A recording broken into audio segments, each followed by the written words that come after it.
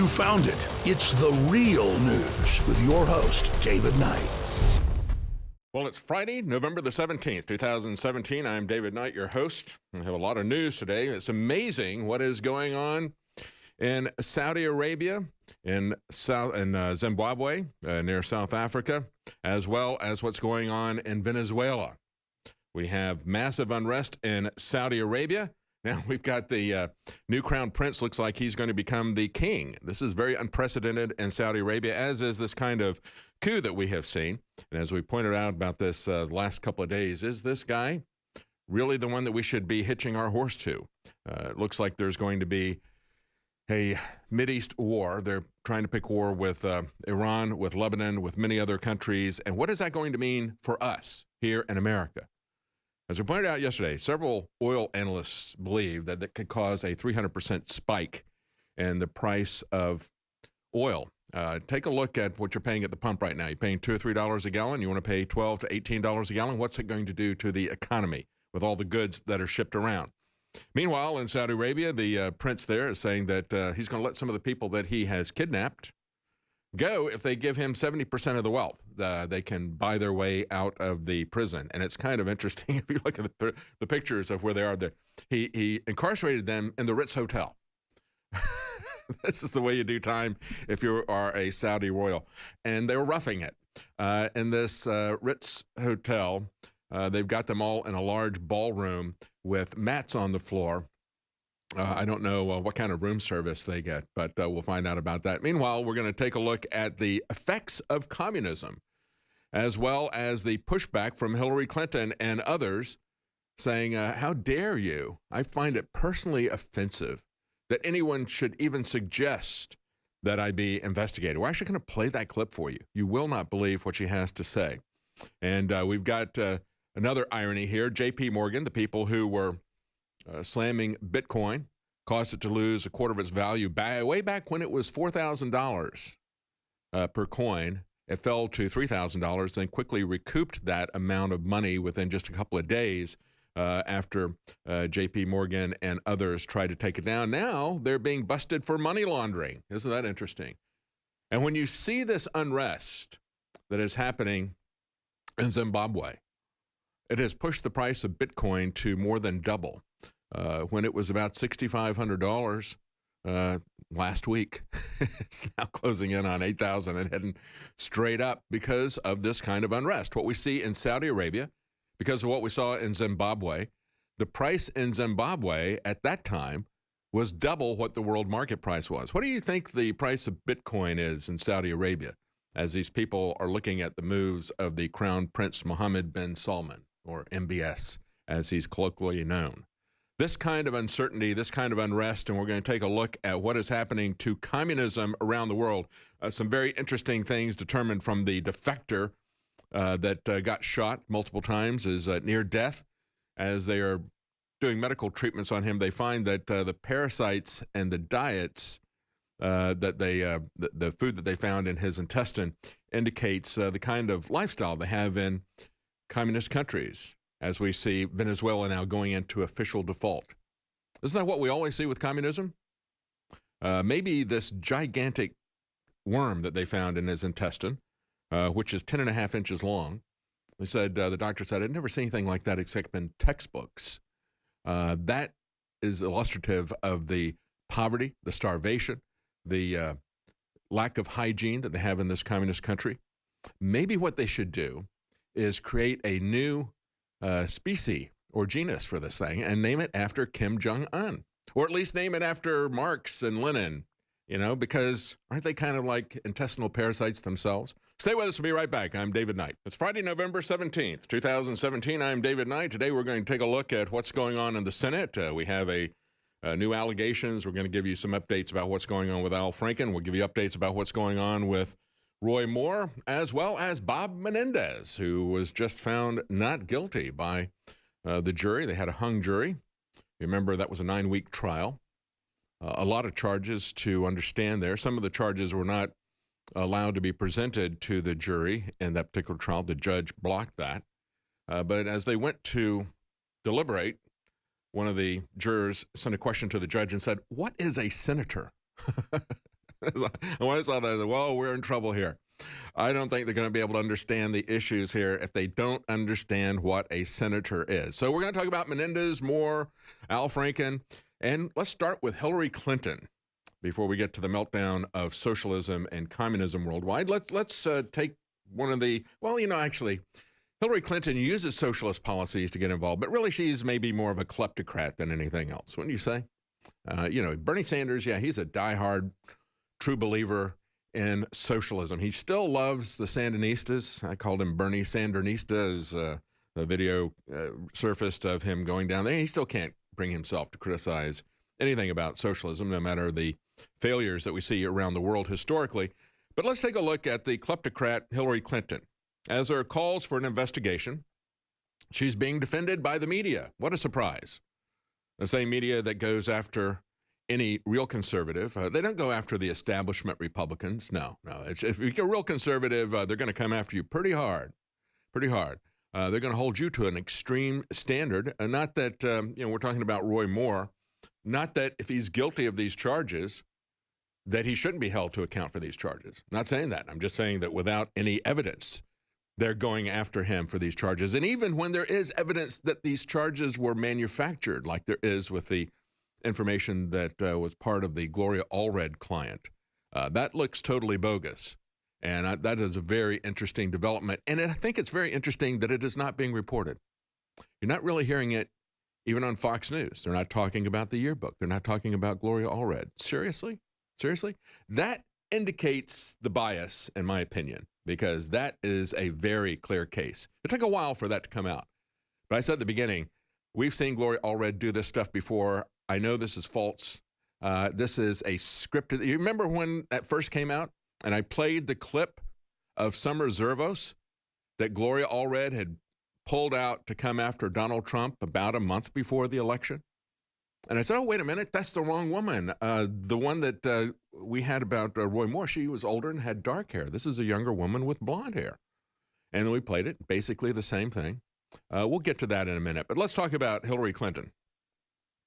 As WND said, the media is shooting down the Hillary Clinton investigation. And they're talking about the Washington Post and others are pushing back on whether or not there should be an investigation. To me, the most interesting thing is that you've got Fox News' Shepard Smith pushing back on this. And he's been called out by a lot of people.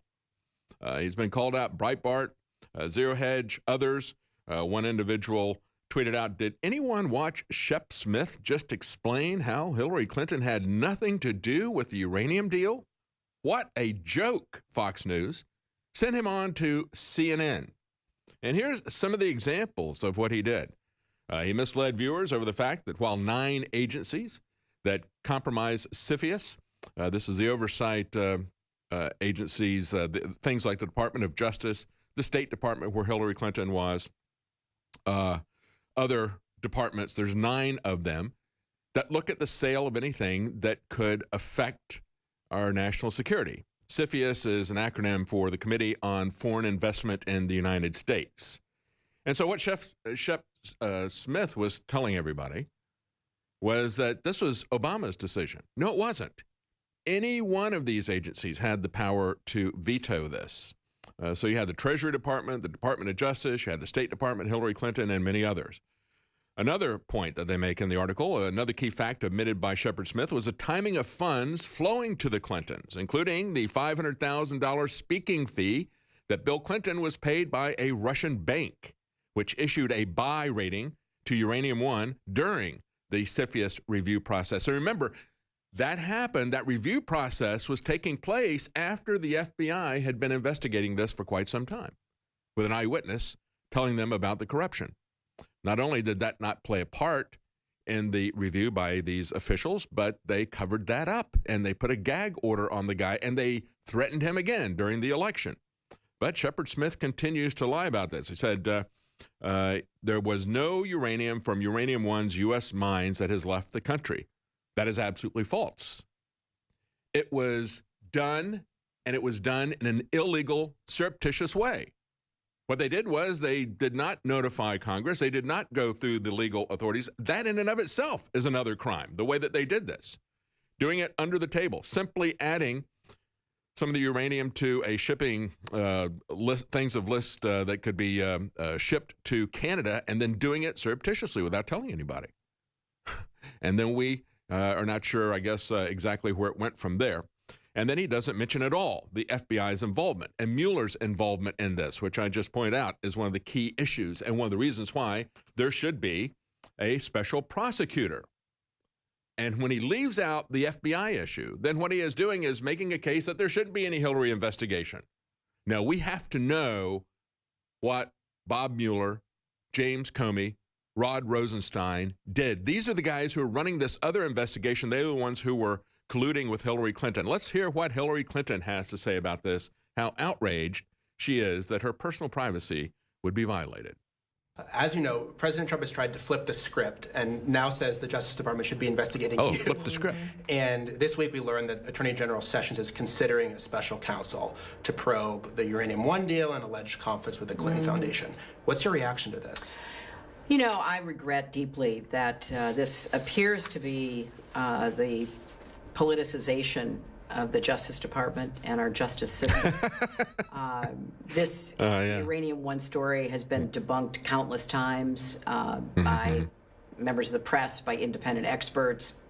It is nothing but a false charge that the Trump administration is trying to drum up in order to avoid attention being directed at them.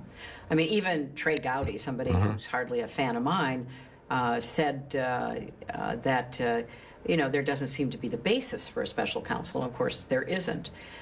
But if I try to take myself out of it, which is kind of hard because it's personally offensive that they would do this. Personally offensive. But taking myself out of it, this is such an abuse of power, and it goes right at the rule of law. As Secretary of State, I went around the world bragging about America's rule of law, that we were a nation of laws, not of men. And, the justice system was blind. And obviously, we were proud of that, but we had to always be vigilant to make sure that it remained so. And if they send a signal that we're going to be like some dictatorship, some authoritarian regime where political opponents are going to be unfairly fraudulently investigated, that rips at the fabric of the contract we have that we can trust. It rips at the fabric of the contract that we have. Don't we have, if we're talking about blind justice, how is it that James Comey says Hillary Clinton violated all these national security rules, but I'm not going to do anything about it. Don't you try this, however, and then immediately sends a sailor who took pictures of where he was in a sub as a souvenir.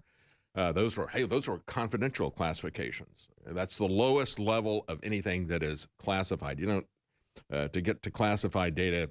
They don't do much of a vetting at all. That is minimal. But that guy is sent to jail. Hillary Clinton, who reveals the most classified information and violates all these laws as a high-ranking government official. You want to talk about blind justice? You want to talk about flipping the script? What we have found with this revelation of the FBI shutting down the investigation, avoiding, keeping that from going public so they could get Uranium One approved, and then putting a gag order on this eyewitness, that shows what the real script was. We'll be right back. Stay with us. I'm David Knight. Welcome back. I'm David Knight. Didn't get a chance to really comment on Hillary Clinton. I heard that clip for the first time as we were playing it, and I was jotting down some notes as she was talking, but we hit the break. I'm going to get back to that in just one moment. Before we do, there was an interesting article on the Drudge Report from the UK Telegraph. They said the Amish may hold the secret to longer life as scientists find an anti-aging gene. And they say they've discovered that older members of the Amish community carry a gene which helps them to live an extra 10 years. They said they found that out of the 177 members of the group, 43 men carried a non-functioning version of this gene. They say it's responsible for making a protein which seems to encourage cell death and the shortening of telomeres. And they have a protective, of course, the telomeres, they explain, are the protective cap on the end of the chromosomes, which prevents DNA inside from becoming damaged. Over time, the cap shortens, which causes aging and disease. So these individuals that they found that carried this, had telomeres that were 10% longer. And they said, well, that's going to give them another 10 years of life. As we pointed out before, there's been numerous scientific studies that look at the end cap on the DNA. And just think about it as a shoelace. And you twist it into a double, give it a little bit of a twist so that it looks like a double helix. Just visualize that in your mind. And at the end of the shoelace is a little cap, isn't there? Well, that's what's called a telomere on a DNA strand. And they can look at the length of the telomeres in a person, and they can predict what their life expectancy is going to be. I mean, that is unless you get in a car accident or something, your natural life expectancy. Because things start to happen in terms of your immune system breaking down, getting cancer, whatever. A lot of different things manifest as your DNA strands begin to unravel. And that happens as the telomere, as the end cap disappears. That's what we have DNA force for. You can't do anything about not having this gene. But there is something you can do about it. There's been numerous studies of BioPQQ that talk about how this helps to maintain and to the length of your telomere, to keep it from disappearing, to slow down that rate of decline that happens naturally over a period of time. They're talking about this. They said, well, you got a longer telomere. That means you're going to get extra 10 years. BioPQQ, that's in DNA Force, and DNA Force is now back in stock. You can get it 25% off with free shipping. We also have a lot of products that have been held over from our previous sales. We have Z-Shield, 50% off plus free shipping. Caveman, our true paleo formula, that is also 50% off with free shipping. Vitamin Mineral Fusion Drink Mix, 50% off with free shipping. Secret 12, our vitamin B12 formula, 50% off with free shipping. And again, DNA Force back in stock, 25% off with free shipping. Now, you know, listen to Hillary Clinton saying, you have flipped the script. When we realized that the FBI, that Bob Mueller, Rod Rosenstein, James Comey, had known about this investigation, and not only did the Obama administration and all the cabinet officials, including Hillary Clinton, who profited from this, not only did they not shut this down, but they put a gag order on this individual, and they threatened him again during the election last year. Then they became the ones who investigated Russian collusion. And so she says, this whole story about Uranium One, that's been debunked so many times. Why are we still talking about that? Well, why are we still talking about Russian collusion, Hillary? That's been debunked so many times. We've had Democrat leaders who have come out and said, I don't see any evidence of collusion. No, we're not looking at collusion. We're just looking to see what the Russians did. No, they're looking at collusion. That's what Mueller is saying he's doing. That's the basis for his investigation of everybody that was in the Trump campaign. And there is no oversight of this. There is no controlling legal authority, as Al Gore used to say. I pointed out before many times. I'll point it out again today. The special prosecutor law that was created in 1978 expired in 1999. For 18 years, there hasn't been a law. And there isn't a law. And they're not even following the template of that expired law from 18 years ago. There is no oversight, no independent oversight. This investigation has all been about the people who were involved in Uranium One with Hillary Clinton. Rod Rosenstein, Mueller, Comey, all these guys who run the investigation were in Uranium One. And they were in earlier scandals with Hillary Clinton, with the Clinton Foundation, and the things that were done there, as Charles Ortel pointed out a couple of days ago. These amigos of Hillary Clinton, and you had Jeff Sessions step aside and say, I'm going to let the Deputy Attorney General pick the special prosecutor. They never trusted one individual to pick a special prosecutor, even when we had the special prosecutor law. The Attorney General would review the need for a special prosecutor based on evidence that a crime had been committed. In America, you want to talk about having a rule of law? Well, that means that you don't investigate people, you investigate crimes, and you investigate those crimes and the people that are associated with them, and you get search warrants and things like that when you have evidence and you offer evidence that is specific to the person, to the crime, to the time, to the place, the papers that you want to get. They got that search warrant from the fictional dossier that Hillary Clinton, who bought the DNC, paid to have done. This whole thing is a flipped script. This whole thing is politicized. This whole thing is diversion, distraction. And it is not blind justice. We have debunked the Russian collusion. But as we start to look at Hillary Clinton, we find that there's a lot of stuff that is new in that investigation. Today, coming up in the show, we're going to be talking to Craig Richardson. He's with E&E Legal. And just as we cannot allow this Uranium One deal to go away because of the crime of obstruction and collusion that was done by the people in the FBI, the Department of Justice, the State Department, and others, as well as the Obama administration, we cannot allow the crime that Barack Obama did by self-ratifying the Paris Climate Treaty. We have to have a rule of law. And so I've got Craig Richardson on later in the program because his organization, E&E Legal, is now suing the State Department to force disclosure of what was being done to put a gag on the people who were upset about the fact that Barack Obama was avoiding the Constitution.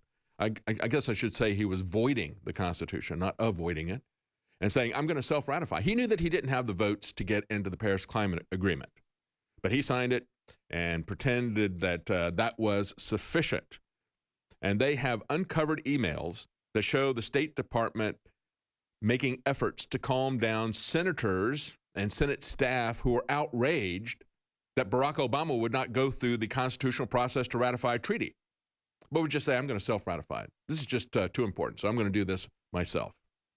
And we have seen this pattern over and over again. We cannot allow that to stand as a precedent. We cannot allow the crimes of Hillary Clinton, the preferential treatment that she was given by her co-conspirators in the FBI, we cannot allow that to continue.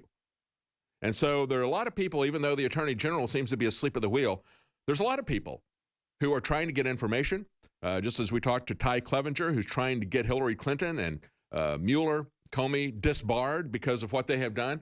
Can we at least throw them out of the bar? Can we get some information? That's why these lawsuits are important. So stay with us. When we come up in the next hour, we're going to be talking to Craig Richardson. We're also going to be talking to Shiva Ayyadurai.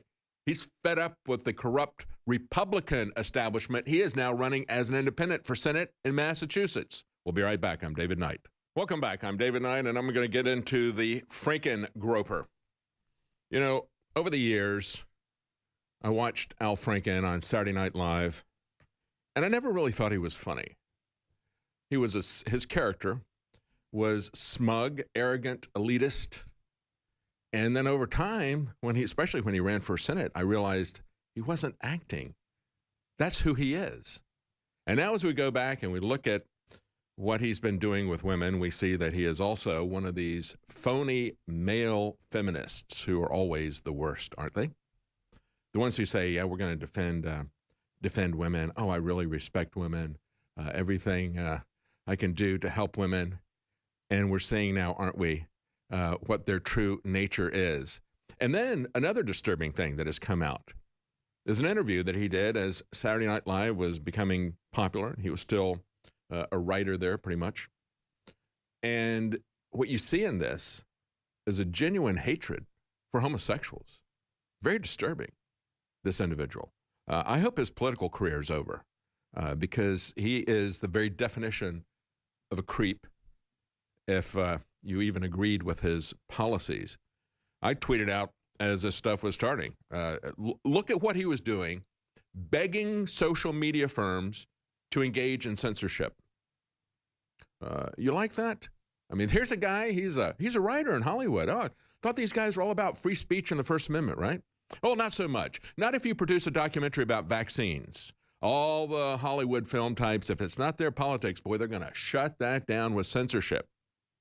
And if you've got some political statements that Al Franken doesn't want out there, then he and his ilk, Democrats especially, in the House and the Senate, calling out InfoWars by name and demanding that Twitter censor any tweets that people are putting out there about InfoWars store. I mean, this is the nature of this guy. So I tweeted out, I said, yesterday before we saw him grabbing breasts, Franken Grober was trying to grab your free speech, and he was trying to rape the Bill of Rights. And what we're looking at here, as I pointed out a couple of days ago, it is crony censorship. He won't come out there and just say, well, we need to get rid of the First Amendment. He would never do that. People would start to wake up if they did that. No, what they do is they set up a public public-private partnership to engage in censorship. And I talked about that in depth. I'm not going to go over that again. If you want to see the video, you can go to the tweet. You can find me at Libertarian, and I've got a link to the video, Government Censorship Department, and that was Al Franken the day before this all happened. And then we see the pictures that he put out, and I want to read you his statement here. He said, I respect women. I don't respect women who don't. I don't respect men who don't respect women. And then he goes on to say, I don't know what was in my head. There's no excuse.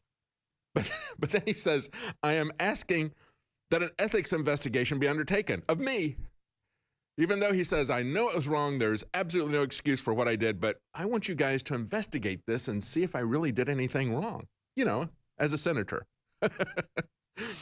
He said, the truth is, what people think of me, and now he goes back into his virtue signaling male feminist role here. What people think of me in light of this is far less important than what people think of women who continue to come forward to tell their stories. They deserve to be heard and believed, and they deserve to know that I am their ally and supporter. Well, you know what, Al? They don't need your hands to support their breasts. Maybe they don't need the Al Franken bra. This is absolutely amazing. And I tweeted out, I said, here's a guy who's asking for an ethics investigation. Because although he respects women and there is no excuse, he's still not sure if this was ethical or not, you know, for senator. That's probably the funniest thing that Al Franken has ever written. That apology.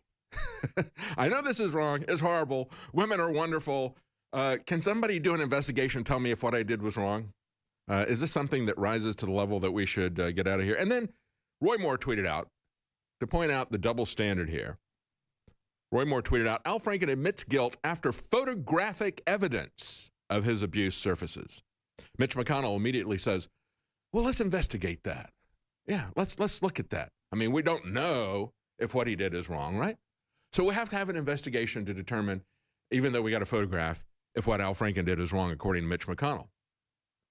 But as Roy Moore says in Alabama, with no evidence, as a matter of fact, we've got evidence that this smear book from Gloria Allred was totally forged and false.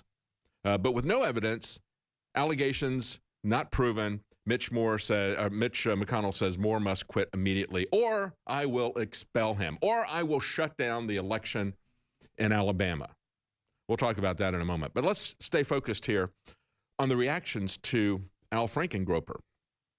NBC's Casey Hunt, Breitbart reports, undermines Franken's alleged victim. She said that's not actually groping. What he was doing, you know, it's just a comedy act. That's not anything bad. She says this is like, Breitbart points out, John Nolte says this is like something out of the 1990s when the news media did everything it could to undermine President Bill Clinton's female accusers. Isn't it interesting that they're now turning on Bill Clinton's accusers, are turning on Bill Clinton and saying, now I believe Juanita Broderick, after they have trashed her for all of these years, after they called these women who talked about the violent sexual abuse and the rape of Bill Clinton, they called them bimbos.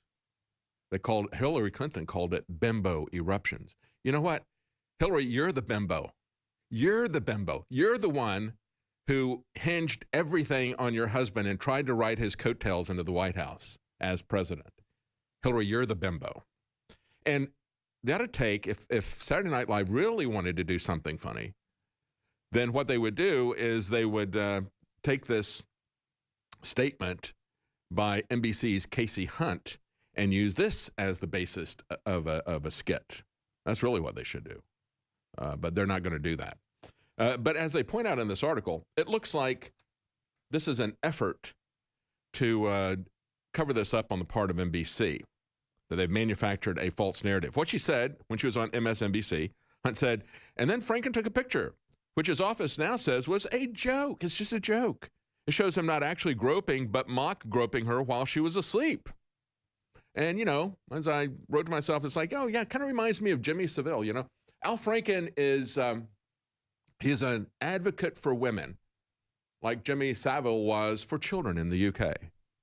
Jimmy Savile would have parties for the children. Jimmy Savile would go to hospital with the children, and he would abuse the children. And maybe the same thing is happening with Al Franken, because when you look at this, as I try to push away from that groping event and the fact that he'd love to take pictures of himself groping women, because, that's just so funny, isn't it? Isn't that funny? Now we see the pictures come up that he did that to Joy Behar, because it was part of Comedy Central. These guys have MOs, don't they? It's very interesting, because when you go back and you look at this 1976 article, it's linked up on the Drudge Report, and they were talking about Saturday Night Live. It was a new program at the time. And it starts out, he says, my advice to Harvard students, he says, is to drop out. This is a guy who got a degree in psychology and something called SOCREL, which is social relations. I had to look this up. I couldn't find anybody other than Harvard that offers a degree in social relations. Social relations. It seems to be unique to them. So maybe the lesson in all this is that if you get an absolutely irrelevant degree, even if it's from Harvard, it doesn't help you. He says, seriously, if anybody wants to make it in show business, well, it doesn't help at all to go to Harvard. Not at all. Well, maybe, maybe it doesn't. But he goes on to show his hatred for homosexuals.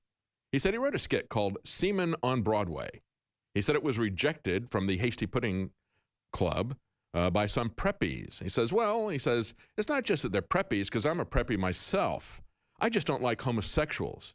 If you ask me, they're all homosexuals in the pudding. Hey, I was glad when that pudding homosexual got killed in Philadelphia. And they said his smile became so broad that it pushed his eyes shut, and he couldn't stand it any longer. He said, put that in.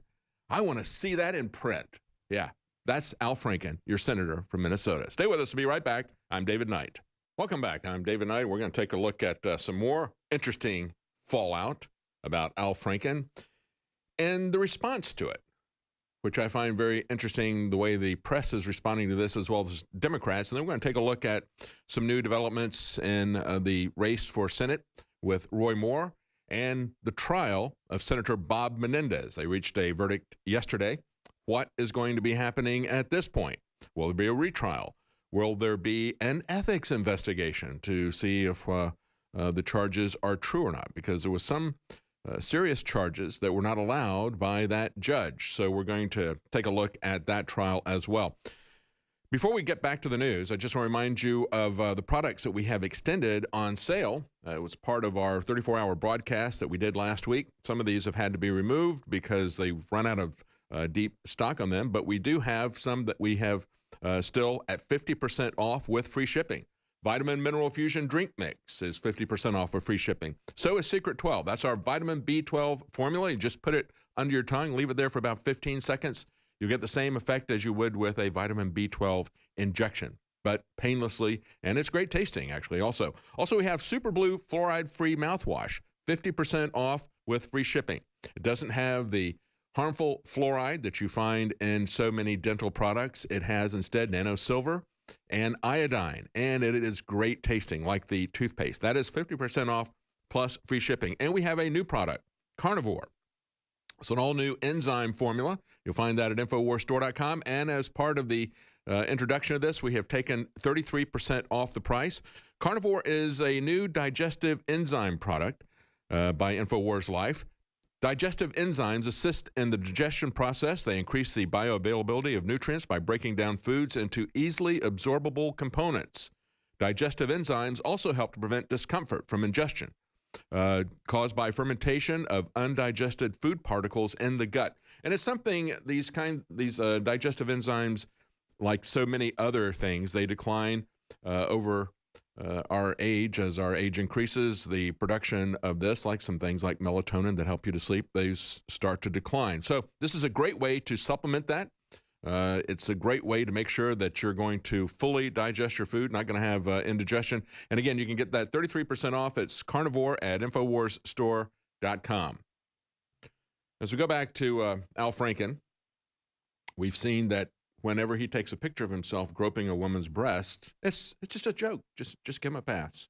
And we see now multiple instances of that. We see that MSNBC has a woman trying to defend that. I mean, if Saturday Night Live if they weren't such political hacks, we'll see what they do with this tomorrow night. And see if they make fun of Al Franken the darling of the Democrat Party. They ought to do a skit with Al Franken and Bill Clinton. Maybe they will. Who knows? Do they have guts to do that? People are starting to criticize Bill Clinton now, and they're starting to talk about Hillary Clinton, how she bought the DNC. Maybe things are going to get pretty dangerous for the two of them when people start to look at the real crimes that they committed, not just the sexual assault crimes, which they used the special prosecutor, Ken Starr, to avoid that. Remember? He talked about consensual sex between Bill Clinton and Monica Lewinsky, but he avoided the violent sexual assault, the rape charges. Didn't go there. Didn't talk about the crooked financial dealings with Whitewater and other things. He stayed away from the serious charges.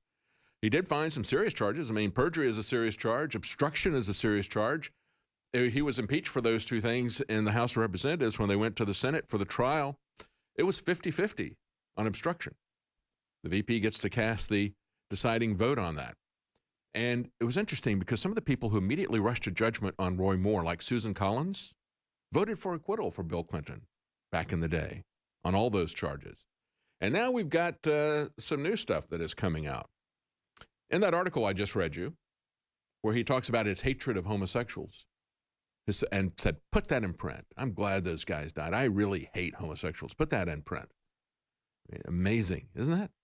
Isn't that? I mean, you know, people look at Roy Moore and his opposition to gay marriage, which was really over the legal authority of the Supreme Court to impose a definition of marriage on the states. They don't have that authority. It's not there. We cannot continue to allow, even if we agree with the outcome, we cannot continue to allow the government to usurp that authority. And so he is standing on a legal basis. And as I said before, many real liberals have said, even though I wanted to see gay marriage, I didn't want to see it done this way. I didn't want to see our rule of law and the Constitution burned down in order to do it. But when you've got somebody like Al Franken, you know, Christians will look at this and they'll say, well, hate the sin, love the sinner. We want to have a better lifestyle for people. We want them to understand that we all struggle with certain things. Some people struggle with drug addiction. It's just, it's in their nature. We all have a sin nature, don't we? And we all struggle with different things. And they'll look at that and say, well, you hate homosexuals. No, this guy really does hate homosexuals. He wants it in print. There's no question about it. And then he goes on to say something else that was also very disturbing. He had written a script where he wanted to parody 60 Minutes. And they said in the article, he suggested that they have one of the guys that was back in, that was on 60 Minutes back in the day, Andy Rooney, say, I give pills to Leslie Stahl. And when she passes out, I take her to the closet and rape her. And they didn't go there with that. They thought that was a bit over the top to put Al Franken's joke in on air. And then when you have Nancy Pelosi, as NTK Network points out, media doesn't ask her a single question about Al Franken. Not at all. I would have liked to have had somebody ask her about the $15 million of taxpayer money that paid off a sexual assault crime. Wouldn't you think that the female leader of the minority in the House would be interested in exposing that? There have been at least two settlements of sexual assault by congressmen. One of them resulted in a $15 million payout, and it wasn't from that guy. It was the Congress that was spending $15 million of your money to hide his crime, and they're still hiding it. Why don't they ask Nancy Pelosi about that? I'd like to get some answers about that. So they're starting to turn on Bill Clinton. They're starting to turn on Al Franken. I find that interesting. But let's get this clip from Gloria Allred. And I said when it came out, and put the video up yesterday, I talked about in detail what has been exposed about the lies of her testimony. Remember when Gloria Allred did this to Donald Trump just before the election? And it probably would have taken him down because they were coming up with all kinds of accusations, and the sheer volume of them, even though nothing was being proven, the sheer volume of it, the fact that he had never been vetted before in an election, unlike Roy Moore, who has run 5 times and has been well known there for 40 years in politics as a judge, an attorney, and so forth. It would have taken Trump down, I think, if they hadn't gone back and found an email from her begging to have Trump visit her place of business, to reconnect, as she put it. And that dismissed that. Well, the same thing has happened again now with Gloria Allred. This smear book that they put up there, the yearbook, the alleged signature of Roy Moore, there's a lot of questions about that. And so people are asking Gloria Allred, did you vet this? Here's a clip. But did she see him sign it? Did you see him sign it? Him sign the book? Did she see him sign the book? I haven't asked her if she saw him, but we did describe what happened that evening in question, that what she alleges was that she put it on the counter, that I think that he asked to sign, or that he did sign it. That's all. I ask this because it seems like you're not 100% sure that it is his signature. And if you're not 100% sure that it is his signature, why would you show it at a press conference? Well, why does anybody doubt that it is his signature? Because I'm Gloria Allred. Why would anybody doubt what I put up there? She tried to take Donald Trump down with phony sexual allegations that at the time were 10 years old. Then they found a 6-month-old email.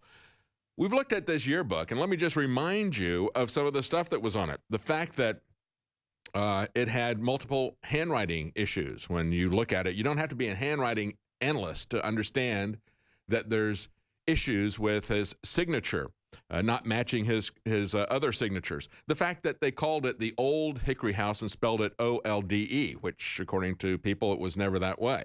The fact that D.A. was after his name. And as he pointed out, he said he didn't ever sign his name with D.A. He wasn't a district attorney. He was assistant district attorney. But on divorce orders, his assistant had the initials D.A. His name was Delbra Adams, and he would put that on the documents and sign it that way. And he was the judge in this woman's divorce. So why wouldn't she ask for him to be recused if she was so emotionally distraught about that? Here we are 40 years later, 18 years after he presided over the divorce, and yet 22 years after he sexually assaulted her, she didn't even ask for him to be recused. Isn't that interesting? So the judge has asked that they get a chance to examine this yearbook. You just heard the clip, and that was on MSNBC, where the reporter, and good for her, that was honest reporting, questioned Gloria Allred about the obvious thing. Did you ask your client if she actually saw Roy Moore do this? Why would they ask that? At the first couple of days, it's like, wow, look, he signed it. Well, now we look with just a cursory analysis of the handwriting that was there. You can see that that's not his handwriting. You can see that it's a different name for the place. But most telling, I think, is the fact that the initials D.A. are there. And that was the way that divorce rulings were signed. That was the person who was his clerk. He was never district attorney. He was a deputy district attorney. So it would have been DDA if he would have put that there, but he didn't sign it that way. His clerk, when they entered in the orders, would do it that way. And so it's interesting that she would stand before him for a divorce case 22 years after the alleged violent attempt at rape and not ask for the judge to be recused. But then 18 years later, she would not be able to contain herself as she recounted it, breaking into tears constantly. And so Judge Roy Moore says, we want to examine this. We want to physically examine this. We want to see if this was a forgery. How old was this ink on here? And so he's given an ultimatum to Gloria Allred, 48 hours to release this yearbook, and he is demanding that the evidence be preserved. He says, I want immediate and professional preservation of the yearbook, reasonable but immediate efforts to create and maintain evidence regarding a chain of custody pertaining to all potential evidence. And I want the yearbook to be released to the custody of our expert forensic document examiner within 2 business days of your receipt of this correspondence. I want to play that clip again because it's absolutely amazing to listen to Gloria Allred and how she was taken back by the question, are you really sure that Judge Roy Moore signed this? Here's that interview again. Anything but his signature. But did she see him sign it? I don't. I haven't asked her if she saw him, but we did describe what happened that evening in question, that what she alleges was that she put it on the counter, that I think that he asked to sign, or that he did sign it. That's all. I ask this because it seems like you're not 100% sure that it is his signature. And if you're not 100% sure that it is his signature, why would you show it at a press conference? Well, why does anybody doubt that it is his signature? Yeah. Why would anybody doubt it? Well, because you're Gloria Allred, and we've caught you doing this thing over and over again. Meanwhile, this is an orchestrated takedown. And let me give you just a couple of examples of this. You know, one of the things that was supposedly damaging this week was they had 3 women come forward. And again, second Washington Post story saying, he asked me out when I was working in the mall at 18, and I turned him down. Isn't that creepy that somebody that would be 10 or 12 years older than me would ask me out? I mean, that's just unacceptable behavior. Then that was followed up by a woman who said, and it can't be corroborated, it's denied by Judge Roy Moore. She said that he did. He said he didn't. Said he grabbed her behind. But we got George Bush, who has admitted doing this to multiple women. We've now had over a half dozen women come out. One of them was under 16 years old. And nobody is saying anything about George H.W. Bush. Isn't that interesting? He basically says, yeah, don't worry, it was a joke. Oh, that's right, the Franken defense. It was a joke, not a problem. I can grab women by the breast. I can grab them by the butt. It doesn't matter. It's a joke. And they're just the butt of my joke. So it just keeps going on because, you know, if you're Al Franken, you know, he's Al Franken and you're not. He's George H.W. Bush and you're not. And so they can do anything that they want. Nobody is making a big deal out of this. You really got to dig to find out the latest allegations of butt grabbing from George H.W. Bush. But they're not allegations. He admitted it the first couple of times. Just like Louis C.K. admitted it and said, yeah, but, you know, I should get a pass because, as one of the writers for CNN said, he's true to his art. Same thing that Harvey Weinstein said about convicted rapist and pedophile Roman Polanski. You know, it's a so-called crime. He's done his time. Let's bring him back. You know, these guys are important. We need politicians like this. Stay with us. We'll be right back. Welcome back. I'm David Knight. Absolutely amazing how the false narrative of Gloria Allred is melting down. She goes on MSNBC. I guess she thought that would be safe. And the obvious problems with her client's story, the fact that she would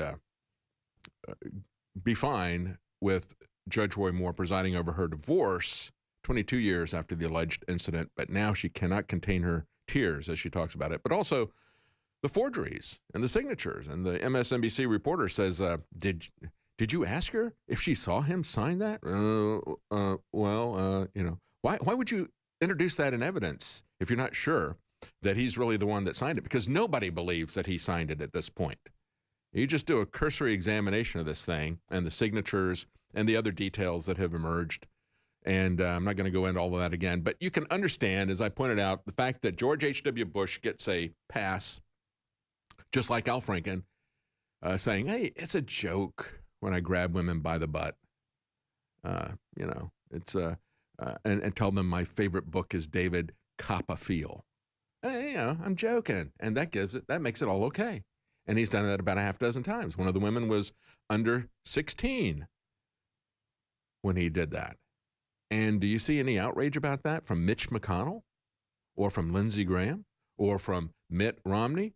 No, you don't see that at all. And you don't see any outrage towards Menendez. We're going to play you what happened with the trial there. But I just have to say, as we look at the push by the GOP and the fact that we have this poll that came out that says, oh, the Democrats now beating Judge Roy Moore by 12 points. You understand the organization that's putting that poll out is the Republican Senatorial Committee, the same people that spent millions to oppose Judge Roy Moore and other conservatives who, by the way, people like Mo Brooks, who is supporting Judge Roy Moore, they spent a lot of money to defeat Mo Brooks. They spent a lot of money to personally attack Judge Roy Moore before any of these allegations, if you believe them. And so now they're telling us, if you believe them, that there's a poll out that shows him losing by 12 points. And then Fox News jumps in. Fox News comes in with a poll. They had just conducted a poll with 3,000 people, and it showed Roy Moore with a 6-point lead. So they conducted another one to get the result that they wanted and said, well, here's this one that we conducted with 1/5 the number of people, only 600 people, and we showed Judge Roy Moore losing by 8 points. This is a Republican establishment hit. The Democrats are just sitting back and enjoying this. They're hoping that nobody notices that Doug Jones is a Democrat. They're hoping that Chuck Schumer doesn't go to Alabama and remind people of what Doug Jones is going to be doing when he goes to Washington if he wins. And interestingly enough, the Alabama GOP said on Wednesday night, they said the Alabama GOP Steering Committee supports Judge Roy Moore as our nominee. They trust the voters to make the ultimate decision in this crucial race. Judge Moore has vehemently denied the allegations made against him. He deserves to be presumed innocent. Pressured. He deserves to be pressured by Mitch McConnell. He deserves to be presumed innocent of the accusations unless proven otherwise, and he will continue to make his case straight to the people of Alabama. That was the Alabama GOP that they are calling on in Washington, saying, take him off the ballot so that even if he wins, he won't be seated. And we won't have to go through this embarrassing thing of expelling him from the Senate, which is what Mitch McConnell is doing. Don't you see how similar this is to what they did to Trump? Saying that if he wins the primaries, we're going to take him out at the convention. We're going to do a brokered convention. It's all the same people again. And so they come to President Trump, and they ask him the next day. And he basically has his press secretary, Sarah Huckabee Sanders, says essentially what the Alabama party did. We're going to let the people of Alabama make that decision. They're the ones who should make it. They're going to try him in the court of public opinion, then let the election be the judge and jury. And we're going to take a look at the crooked accusations against them. But let's take a look at what happened to Bob Menendez, the senator. He got a hung jury. He did not get acquittal. He did not get conviction. He's now saying that this only came up because he's Hispanic. I hadn't even noticed that he was Hispanic, quite frankly. I hadn't even thought about it. But they say that the charges were brought. This is the New American. The charges were brought by the Department of Justice, and they look persuasive. You know, these are charges that were not brought by Trump's Department of Justice, but by Obama's Department of Justice. Kathleen Sebelius, who is at Health and Human Services, a Obama HHS appointee, was the one that was also making cases about this. Here's what he was charged with. They say that Menendez intervened with Medicare in order to keep his friend, a very wealthy doctor, from returning some $9 million in excessive reimbursements. They say that Menendez pressured federal officials to protect a port security contract held by a company in the Dominican Republic. They said Melgen, this doctor, is a citizen there, and he is a major investor in the company, that he pressured federal officials from putting that out to bid. So he wanted this to go straight to him. They said that he was paid off by Melgen with various favors, including trips on Melgen's private jet, which he failed to report as required by the Senate. They also alleged that and charged him with making substantial high six-figure contributions to the reelection campaign.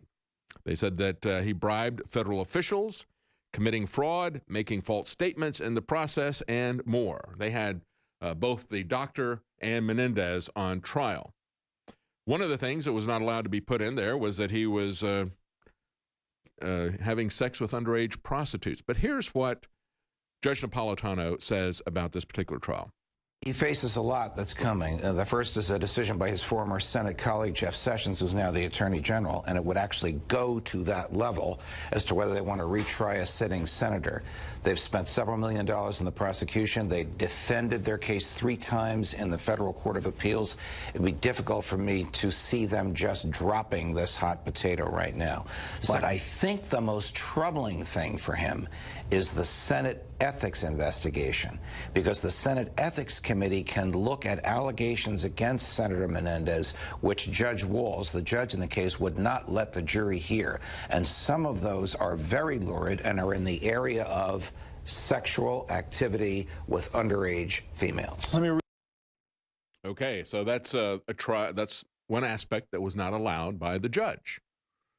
And then we had the jury, who, after listening to testimony of this long list of charges I just read to you, bribery, corruption, money laundering, and, well, they didn't hear the charges about sex with underage prostitutes, but they heard those other charges. And their response at the end of it, one of the jurors said, "What is a senator?" That was the question that came out of the jury. So as Judge Napolitano points out, now the question is, will they retry him? Or will they have the ethics committee look at this? If the ethics committee looks at this, all of that stuff is on the table. And these are people who know what a senator is. They're senators. So I don't know if politics is going to play a part in it, but there will be a full reckoning of all the evidence, not excluded like it was by that particular judge. Menendez had something very interesting to say, though. And I think as we look at this, it is something to think about because we have seen this happen in various trials. We see it going on right now in the Bundy trial. We've seen it go on in the trial of Ross Ulbricht and many others. When the government wants you, they will pull all the strings to get you. Here's what Senator Menendez said after the hung jury.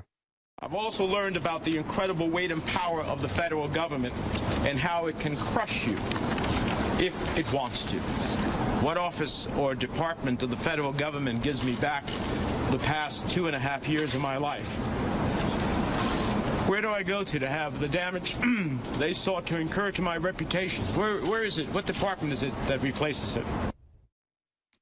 What federal department do I go to get back my life, to get back my reputation? You know, quite frankly, Bob Menendez is a hardcore socialist, but that is one lesson that he learned that might actually even qualify him for being a senator. How many senators have seen the government come after them and the full force of the government? If he's innocent, boy, he would be a good senator if he would apply that to other people. I don't think he's innocent, though.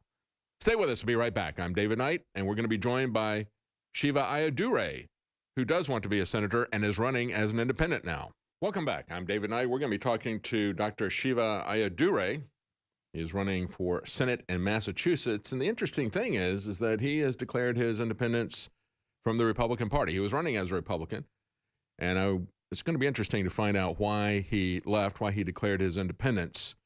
I have an idea as we look at what has happened over the last few months. We have seen Mitch McConnell and his Senate Leadership Campaign Fund spend 150 times more against conservatives than they have against Democrats. And that would be before any of the allegations in Alabama. They spent a lot of money against Roy Moore. They spent money against Mo Brooks, who is also running in the primaries. They don't want any real conservatives there.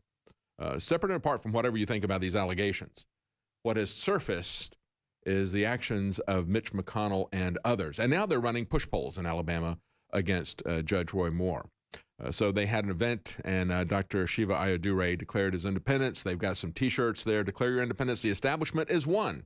The Democrats and the Republicans profit from war and from sickness. So we'll be getting to Dr. Shiva Ayyadurai soon.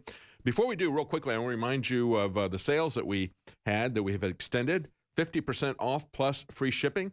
We have Secret 12, our vitamin B12 formula, 50% off plus free shipping. Vitamin Mineral Fusion Drink Mix, 50% off plus free shipping. Super Blue Fluoride-Free Mouthwash, 50% off with free shipping. We also have Caveman and Z-Shield, both of those 50% off with free shipping. Take a look at the reviews that we have at InfoWarsStore.com. See what other people are saying about it. This is a third-party review system. We don't curate those reviews. Somebody else does that, so you can see what people think about that. And it's a great time to try it or to stock up. It's 50% off plus free shipping. We also have a new product, Carnivore, an all-new enzyme formula at InfoWarsStore.com. Now 33% off as part of the introductory price. And what this has is a supplementation of digestive enzymes that assist in the digestion process. They increase the bioavailability of nutrients because they help your body to break down the food that you have. And if your body can't digest that food, what it does is it causes fermentation, and it causes indigestion as well as very uncomfortable gas. So what you can do is to supplement your natural enzymes with this, it is a great way to make sure that you're going to get the best out of your food as well as not become uncomfortable with what you eat. So it's called Carnivore. It's a new product, 33% off the introductory price. You can find that at InfoWarsStore.com. All right, we have Dr. Shiva Ayyadurai, who's ready to join us. Again, he's U.S. Senate candidate in Massachusetts, running against Pocahontas, and he was running as Republican. Now he is running as an independent. Thank you for joining us. What's that? Keep going? Okay. We don't have him ready yet. All right, so let's go to another article here, because I want to get into what the Pope was saying about people who are climate deniers being perverse. But before I do, I want to talk about an article that we have at InfoWarsStore.com. CNN calls calls unborn children a special interest group, and says they're just kind of like citrus farmers. Why would they make this strange comparison with citrus farmers? Well, it turns out that in this latest tax reform bill, there is a clause there that would allow parents to begin saving for a child's college before they're born. So once you become pregnant, you can start saving for your unborn child. You're going to open up a 529 savings account in the name of the child before they're born, and then you can change the names of the beneficiaries later. You could do it before you know what the sex of the child is. And so CNN comes out and calls these modifications, lists this as a modification and as potential sweeteners into the bill. They lump this together with, they said this is coming from lawmakers and industries, and they include citrus farmers, alcohol producers, and as we point out in the article, in a display of their indifference to the horrors of abortion, they even include unborn children. What they said in this, they said the idea that life begins at conception is a radical idea. Spokesperson for NARAL, Pro-Choice America, said the sole purpose of this provision in the tax code is to codify the radical anti-choice idea that life begins at conception, to codify that into law, and to begin the process of banning all abortion altogether. You know, we don't want to have anything that would have us look at the heartbeat of a child, or to look at the survivability of a child, or to consider the pain. Do they feel any pain? Don't want to have any of those types of considerations. And, you know, you can be tried for murder if you kill an unborn child. A pregnant lady was killed in the Texas church shooting, and they counted her unborn child as one of the victims of that killer. So it does highlight the lies that we have built into Roe v. Wade, which, by the way, folks, it is not the law of the land. It is a Supreme Court decision, and they don't make law. All right, joining us now, we do have him on the line now, is Shiva Ayyadurai, who has gone independent as a candidate for Senate in Massachusetts. Thank you for joining us, Dr. Ayyadurai. Great to be here, David. How are you? Doing good. I think I've got an idea as to why you want to go independent, but tell us in your own words why you have now declared that you're an independent instead of a Republican in the race for Senate in Massachusetts, U.S. Senate. Well, I think the fundamental reason, David, is both of these parties are rigged systems. Everyone knows that. And if you look at what President Trump's doing, he's not only trying to get his policies passed, but he's having to fight the swamp in D.C. But one of the interesting things is Massachusetts is many ways a sewer that feeds the swamp in D.C. All the quote unquote elite intellectuals come out of here. And what we've noticed is, you know, we've been running an amazing campaign. We were the first to announce on the Republican Party.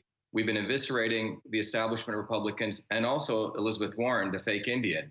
And we've been building such a movement. But the reality is the establishment Republican mass GOP. And I want to distinguish the mass GOP from the broad base of Republicans, because the mass GOP does not want a guy like me even on the ballot. And 4 years ago, they did the same thing to a very good conservative engineer by the name of Mark Fisher. They made sure that he was ousted out of the state convention and never even got on the ballot. He sued and actually won against the mass GOP. Now, since then, the swamp creatures have actually gotten a lot more better at doing this. So they don't want independence. They don't want people to essentially build a broad-based movement against Senator Warren, because in many ways, David, they're in collusion with her. They're going to throw a softball. Oh, absolutely. Mm-hmm. She's going to throw a softball to them. And the reality is, you know, there's a video that we put out. You know, we as a people need to declare our independence because the founders of this country never wanted political parties. They're basically monopolistic corporations who survive for their own interests. And it has nothing to do with the people. So I don't want to we dumped the Republican Party because I don't want them to ride on my coattails, because until I got into this race, David, they were essentially assuming that Elizabeth Warren was winning. And I'm the one who made the race quite interesting for them. So we don't really want to give all of our power to them when they have no interest in essentially supporting our candidacy in any way. Yeah, you know what they do, as you're pointing out, they don't really have any fundamental disagreement with Elizabeth Warren on the important issues. They're going to pick some wedge issues and try to make a distinction on those. Abortion is one of them that I just talked about. So the Republicans will talk about abortion, but they won't really do anything about it because they want that issue to continue to remain. When it comes to the issues of warfare and welfare and the surveillance state and the Patriot Act, There is no difference on those issues. Stay with us. We're going to be right back with Dr. Shiva Ayyadurai, who's now gone independent. Let me be very clear. What we're doing today is we are dumping the Republican Party. Okay? We are dumping the Republican Party. You can raise those up.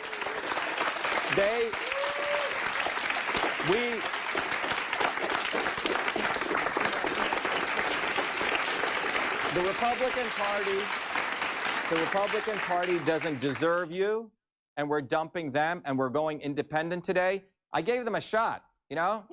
I did. I gave you guys a great shot if you're listening out there. Charlie Baker, Mass GOP. We're not dumping the Republican people or the Democrat. There's a lot of nice people who've been bamboozled by these people on both parties. We're going to bring them together. We're going to give them a home, right? And they deserve that.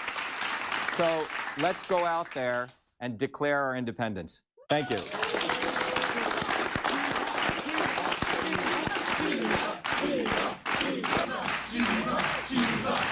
All right, that is Shiva Ayyadurai, Dr. Shiva Ayyadurai. And you can find him at shiva4senate.com. That's SHIVA, the number 4, and senate.com. As you just heard there, he has declared his independence. He's been running for Senate in Massachusetts. He declared as a Republican candidate, but now he says he wants to be independent of the party system. And we've seen this playing out in the last week or so, haven't we? There is a civil war that is going on in the Republican Party right now. The proxy in that civil war is what's going on with Roy Moore in Alabama. You have to understand that even before any of these allegations, regardless of what you think of these allegations, we have serious reasons to question this. But regardless of what you think of these allegations, the Republican establishment had spent $30 million to defeat him in the primaries, to keep their lobbyist candidate who had a lot of ethical issues, who was appointed by a governor who subsequently had to resign. They spent $30 million to get this guy, keep him from running. And they also spent money against other conservatives in Alabama, like Mo Brooks, who is now endorsing Roy Moore. They spent 150 times more just with their Senate leadership fund, 150 times more against the conservatives in Alabama and a couple of other races than they have against Democrats who are running for Senate. That's what the GOP is doing. They do not want to have people who are going to stand for liberty, who are going to stand for small government. They do not represent the desires of the vast number of Republican voters out there. That's why it's so important when we look at the primaries. But you can see what happens even when you beat them at the primaries. So we're talking to Dr. Shiva Ayyadurai. Tell us a little bit, Dr. Ayyadurai, about what you're going to do there, because we know how rigged this system is. I worked with the Libertarian Party years ago because I didn't want to be part of these two establishment parties. It's so much harder, even as an independent, to get on the ballot in most places than it is to get on as a third party. And they have really rigged the process to keep anyone other than their two parties in. We would have situations where in some jurisdictions, the Republican candidate wouldn't file. And so it was going to be a two-way race between a Libertarian and a Democrat. And so the Republicans would go in after the filing date. They would go into the judge and say, can you set aside that election requirement there? And the judge would say, yeah, sure, we have a requirement. We want to make sure that the people have a choice. So we'll put you on the ballot. We won't even hold you to the regulations that you failed to observe. Yeah, David, I think you're bringing up a really, really good point. I think you talked about centralization versus decentralization. Both of these parties want to centralize power. If there's a darkness, that's what it comes from. Nature teaches us everything is decentralized. You just have to look at how nature's organized. And what's fascinating about Massachusetts is I think we have an incredible opportunity here to smash that notion because, you know, the revolution, the first shots were fired in Massachusetts. And if you think about it, Harvard University single-handedly is in many ways the epicenter of the sewer that feeds that swamp I keep talking about. Think about Harvard University. It's graduated Mitt Romney, Elizabeth Warren, what taught there, she didn't graduate there, and Charlie Baker. And if you look at Al Franken. Al Franken graduated from there. Al Franken got a degree in social relations. You've got 4 degrees. You got a bachelor's degree in electrical engineering, another one in computer science. Then he got a master's degree in mechanical engineering and was a visual studies. But still, you know, it's like he got a degree from Harvard in social relations, so we can kind of see the difference in resumes there. But go ahead. You're making a great point about how it is a center of corruption, and we have seen this in the trials against Aaron Schwartz and others. Exactly. If you look at Harvard University, fundamentally, it's given rise to the swamp creatures who essentially think that they're actually contributing to human society. I'm not saying there's not some good people there, but fundamentally, it's a big contrast from the high-tech workers that MIT generates. And if you look at the results in Massachusetts, just the facts, one of the biggest public integrity organizations rated Massachusetts the worst in corruption, which means these politicians are really good. Worst in public integrity, best at corruption. It has the 47th worst public infrastructure, subways, highways, et cetera, and 3 times the national average in opioid addiction. That's what Harvard has delivered. And on top of that, Harvard represents itself as a university. It's actually a fake university that's fundamentally running as a hedge fund. $45 billion hedge fund that does not pay $1 in taxes. David, if you and I started a hedge fund, we'd at least be paying 20 to 25%. So one of the slogans that emerges out of this is in fairness. It's about fairness. And that fairness is let's tax Harvard. And there's a bunch of stuff that emerges when you break away from this two-party system. Half of the judges on the Supreme Court are Harvard graduates. And if you think about it, several years ago when people wanted term limits, they're the ones who overruled it. So these guys are part of this entire infrastructure which wants to maintain power over two parties. So one of the slogans that we've put out there is term limits now, and also $1, one vote. What that means is, in Massachusetts, 4.3 million registered voters. That means if you're running for federal office, you should not spend more than $1 per vote, which means $4.3 million. Elizabeth Warren spent close to $100 million last year. The Republicans spent close to $100 million. So why do you need so much money? Because you don't have a message. You're not really resonating with the masses, so you have to pummel them with massive TV advertising. The other thing we've talked about is let's really end student loans. What we mean by that is there's not an open market when it comes to student loans. If you and I started a business, David, and we try to get a business loan, the local business would say, hey, David, show me your business plan, Shiva. Let's look at it. Let's look at your projections. And then they make a decision based on actual due diligence. When they give student loans today, they're not asking that student, hey, what kind of study are you taking? Or you're taking the philosophy of armadillos. Well, that's really not going to get you a job. And yet they give predatory loans to these students. The parents think they need to get these loans. So you have $1.3 trillion in outstanding student loans. And you know what? None of them are going to be able to pay it. And we're going to, again, bail out these banks who are making record profits. So my view is it's not about taking away responsibility, but let's equalize the market, because Bush passed a law that students cannot default. But the reality is I, as a bank, as a business, in an open market, should make very clear decisions. Right now, they're just giving away loans like they used to write the housing loans. And we're on the verge of a massive bubble there. The other big thing we also brought out is no to Monsanto, no to GMOs. We want real food. The Republicans or Democrats do not want to do that. So when we say declare your independence, we're saying the establishment is one. They profit from war and sickness and, frankly, addiction. Mitt Romney made $750 million from aggregating methadone clinics and flipping it. So these guys essentially create swamp economies. And a guy like me who's done the MIT thing, started companies, I'm really representative of what the people really want. And I think we're going to have a gangbuster time at this. And we have a huge opportunity not only to defeat Elizabeth Warren, but also to start a wave in this country. Hey, it's okay to go independent and you can win, because it's about the message. And I think people are tired of the nonsense. And I think, the day after we broke away, we're almost polling at around 28 to 30%. The other Republicans are 28 to 30%. What's fascinating is the votes that we're getting, however, are going to be all the people who are pinching their nose and voting for Warren, and then we're going to get a lot of the Trumpers. So this is going to be a fascinating election to watch, but we have to declare our independence, David, from both of these parties. What you're describing about with the Roy Moore situation is, these people are weaponizing sex. That's what they're fundamentally doing. And they can use it as they want, but let their guys get away when they want. Hang on. We're going to come right back to Dr. Shiva Ayyadurai, who has declared his independence, telling you how important that is. And, Mitt Romney is a perfect example of how there is no difference between the single party. We were going to get Obamacare or we were going to get Romney Care in 2012. They had it covered both ways. That was their central issue. I'm David Knight. We'll be right back. Welcome back. We're talking to Dr. Shiva Ayyadurai, and of course, I've interviewed him in the past. He's the inventor of email. He's a polymath. He's a world-renowned systems scientist, inventor, entrepreneur. He's a chairman and CEO of a company called Cytosolve that models complex diseases.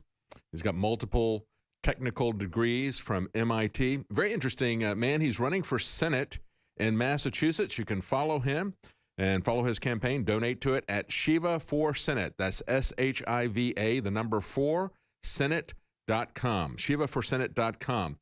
He was talking to us about the fact that he has now gone independent of the Republican Party. He's running in a race against Elizabeth Warren, Pocahontas, and he is now running as an independent. And so that is a very interesting move. He understands what a good old boy network it is. And we can see this.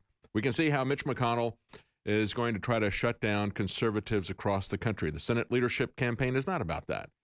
It's not about getting Republicans in Senate. It's about preserving Mitch McConnell's leadership of the Republican Senate. And they don't even care if the Republicans have the majority in the Senate as long as Mitch McConnell is the leader of the Republicans, in my opinion. We can see this from the various races going on across the country, not just in Alabama. And Dr. Ayyadurai, as you were talking about the interconnected network in Boston, it was just a couple of weeks ago that I talked to the wife of Dana Gottesfeld, who is in prison right now, waiting trial, because he was trying to stop what many people have alleged, not just in the case that he was involved in, but in other cases of medical kidnapping at Boston Children's Hospital that is there with Harvard. And when they came to trial, what they saw there was a very interconnected web of influence there. They saw a conflict of interest in the judiciary. So it is a very corrupt system there in Massachusetts. But tell us about your running for independent there. Was there one specific incident, or was it just that as you worked with the GOP, you realized that it was a network of good old boys and you were not part of that? Well, David, I think it was a series of incidents, where you add them up and you realize that this is a setup. One of the incidents was that we learned that in 2014, there was a conservative guy by the name of Mark Fisher who ran on the GOP to go against Charlie Baker, who's now the governor. In 2014, he goes to the state convention. In order to get on the ballot, not only do you have to get 10,000 signatures, but you also have to get 15% of the delegates who attend a convention to vote for you, to get on the ballot. And that convention typically occurs in April. So there'll be one in April 2018. Well, this guy Fisher goes to the convention, we found out. He had 600 delegates pledged to him of the 2,000 who were attending the convention, which is 30%. And, he didn't think this was going to be an issue. Well, guess what happens, David? He goes to the convention and he mysteriously gets only 14.9%.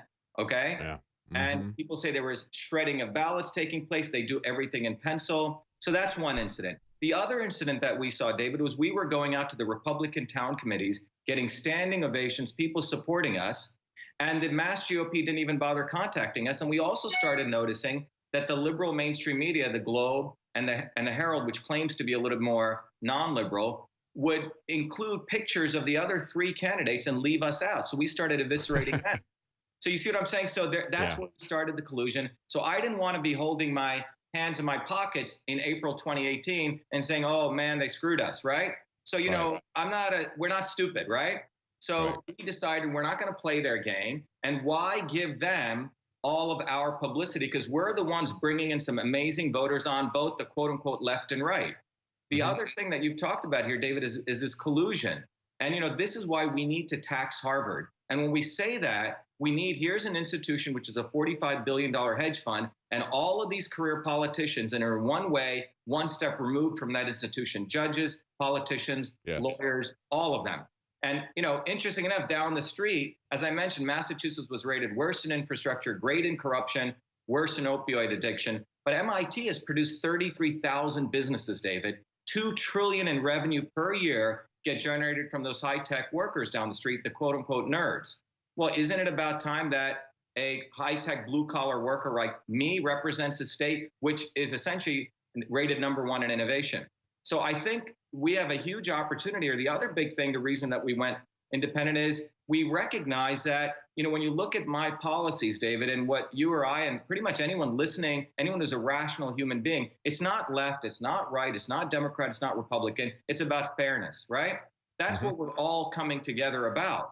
It's not fair that we have open borders. We should have proper immigration. I mean, I would even argue that there's people who are on welfare who do not work, have 2 or 3 wives or girlfriends, whatever, smoking, whatever they want to do all day, on all sorts of drugs. Those people do not contribute anything to our economy. I mean, what's really an American? An American is one who works hard. In fact, I would even argue there are probably some quote unquote illegal immigrants who actually work for a living. Maybe we should do a visa exchange program between those people who are actually working, those who don't.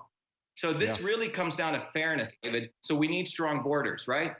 Anyone who's against that is not about fairness. We need to tax Harvard. We need to have term limits. We need to end the predatory practices of student loans. And we need to unleash innovation in Massachusetts, David. For every 17 skilled job openings, get this, only 1 person is skilled. So in the mecca of this educational industrial complex, the career politicians and the academic elite have not produced enough people to take on these skilled jobs. And this I think it's going to be very important for you to run as an independent, because you're pointing out the way that they rigged this this convention in the last election, making sure that the non-establishment candidate was not going to be there. They can do anything that they want. You talked about how they got handwritten ballots and they got pencils and so forth. They are private clubs. That's what people need to understand about the Republicans and the Democrats. They are private clubs, and they have upheld this over and over again. Hey, they get to make their own rules. They can do whatever they want. We can't interfere in that. And we can see it on the Democrat side with Hillary Clinton buying the Democrat Party. They were running into debt under Obama candidacy, and she comes in with tens of millions of dollars and buys them and says, now we're going to run this organization and we're going to tell you what to do. And that's what happens in the Republican Party. People have now seen how Hillary Clinton did it, but they don't understand that this is going on in the Republican Party as well. It's going on nationally in the Republican Party with people like Mitch McConnell, and it is going on at every state level in the Republican Party. They're independent. And there's not going to be, if they rig the situation and they rig it against Bernie Sanders, there's no criminal charges are going to be brought against them. It's not a crime. They're a private organization. They can do what they want. Yeah, and I think the bottom line is, David, what you said is the key. These are private clubs. Everyone needs to understand that. So what they do is they suck in people, everyday working people, to join one of these parties. They bound the discussion, pro-abortion, anti-abortion, pro-transgender, non-transgender. They have like 5 issues, David, and they forget. And you got a lot of issues you just mentioned that you're never going to hear them talk about, Republicans or Democrats. So they confine it to the same issues. It's one of the things that makes the presidential debates so boring. It's always a small, finite set of issues that you're allowed to talk about. Everything else is off the table, even things like the Patriot Act or Surveillance Act. That is off the table. They only talk about a select number of issues. Yeah, so they limit the discussion, and within that discussion, they give you, quote unquote, democracy to talk within that. But no one wants to talk about the apparent conflicts of interest that take place with institutions like Harvard. The MIT president just sent out a letter to all the alumni saying, isn't it horrible? There's a bill in Congress, potentially we could be taxed for our endowment. Well, why aren't you taxed? Because you guys are running a private hedge fund. And the university is just a front end for it. So, so if you think about Elizabeth Warren, she works at a fake university, in many ways is supporting a fake Indian. And that's what's really going on. And I think I'm excited. You saw the emotion in that room. People are just pissed off and tired. And the really good thing, David, is people like Trump, the rebels are out there and they don't know what to do. Even Donna Brazile, right? She did come out because enough people, these people start pissing off that people say, forget it. Why should I? Well, I can tell you that I've covered a lot of political events, and usually there's nobody there except the candidate, his immediate staff, and a couple of people from the press if they even bother to show up. You don't see for even a state Senate race, you don't see a crowd like the one that you had there, and you certainly don't see their enthusiasm. When people saw tens of thousands show up for President Trump, that was unbelievable as well. But at a Senate level, you just don't see the kind of excitement that you had there. Now, you've got to get on the ballot. We've only got about a minute left. Is that going to be a very expensive, difficult process to get on the ballot? Or is it even easier to get on the ballot as an independent than to get through this bureaucracy in the party? Well, independent, we got to get 10,000 signatures, David. So we'll go get 20,000 just to be safe because, they'll try to likely screw us and try to throw away half of them. So we're going to get 20,000 signatures. That's not a hard thing to do. We have ground team out there. We're using some amazing technology that I actually built, David, on our line. So when people give us money, we're not going to go waste it on consultants. Our goal is to make this election the right way as Americans. So Shiva for Senate is where people should go. Give us $5, $10. It's not about money, but it's about building a movement. That's what we're about, and that's what this country needs. We need to declare our independence from both of these parties. All right, we're out of time. Thank you for joining us, Dr. Shiva Ayyadurai. That is SHIVA, the number 4, Senate.com. That is a great movement they've got going there. Take back your independence. We'll be right back. I'm David Knight. Welcome back. I'm David Knight. We're going to have in this next hour, we're going to talk to Craig Richardson. He is with E&E Legal, Environment and Energy Legal. He's the president there, and he's going to be talking to us about their efforts to go back and review what President Obama did by saying he's going to self-ratify the Paris Climate Treaty. You can't do that. We have a Constitution. And the first couple of years, President Obama was saying, there's certain things I can't do because we've got a Constitution. He actually taught constitutional classes. He knows what the law is. But after a while, he said, well, I can't get this from the Republicans, so I'm just going to do whatever I want. A good example of that is what happened with the Paris Climate Agreement. There are people who are still working very hard to get us back into that agreement. People even in the Trump administration. They were working for a long time to delay us getting out of that. But of course, since it had no effect as a treaty, it wasn't a legal treaty. All President Trump had to do was to say, well, I'm not going to honor that agreement. Quite frankly, President Trump was bound to say that he was not going to honor that agreement because it wasn't legal. It wasn't legally binding. He could not honor that agreement. It would have been a crime for him to do so. It was a crime for Obama to do so. And now, as part of their discovery in that lawsuit, they have found emails where they were tamping down protests with the Senate and the Senate staff saying, you can't do this. The Constitution says the Senate has to ratify these treaties. You can't just say you're going to self-ratify. It's very important that we do this. And we're going to talk to Craig Richardson at the bottom of the hour about this. Let's take a look at the news. We have California officials saying that the shooter in this most recent shooting, the guy who went on a rampage, remember he attacked his neighbors. He had been put in jail for attacking his neighbors. He had stabbed them previously, and they let him back out again. Just like they got the guy in Texas. The government does not lock away violent criminals. They lock away people who smoke marijuana. Remember when they put in mandatory minimums and giving people a decade in jail because they were smoking marijuana in some cases, never had any previous offenses, never did anything violent to hurt anybody, but because they possessed marijuana, that was a threat to the system on many levels. And so they started locking them away in prison, and they didn't have enough jail cells. So they started releasing violent criminals so they could lock up the nonviolent marijuana offenders. And that is something that we see again with this particular incident. But there's something different about this one. The California officials are saying this guy was not allowed to buy guns. And he didn't even do it in the black market. Instead, he made his own guns now. They're saying the shooter made his own guns. These firearms, they said, were manufactured illegally, we believe, by him at his home. So they were obtained in an illegal manner, but not through a legal process. They are not registered. So we've seen a couple of incidents here. We've seen a failure of the system to protect people in the case of the Sutherland Springs church shooting in Texas. We've seen an individual who was very violent, who had even cracked the skull of his toddler son and his former wife, beaten both of them.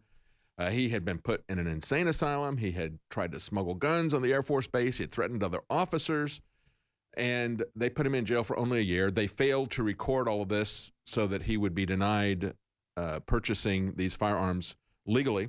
They allowed him to purchase them.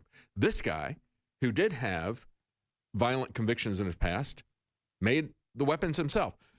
But Joe Biden says that heroes like the one in Texas at that church who had an AR-15, who stopped the killer who was armed with an AR-15, who was shielded with body armor, but the good guy, who is a former NRA certified instructor, still an NRA member. You know, they say the NRA's got blood on its hands.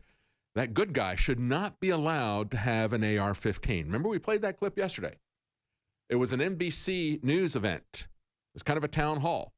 And Joe Biden was answering questions. And one lady there said, well, the hero who stopped this killing had an AR-15. And he said, he shouldn't have had it. I'm real proud of the fact that I shut down assault weapons. We had an assault weapon ban. It expired, but we need to bring that back.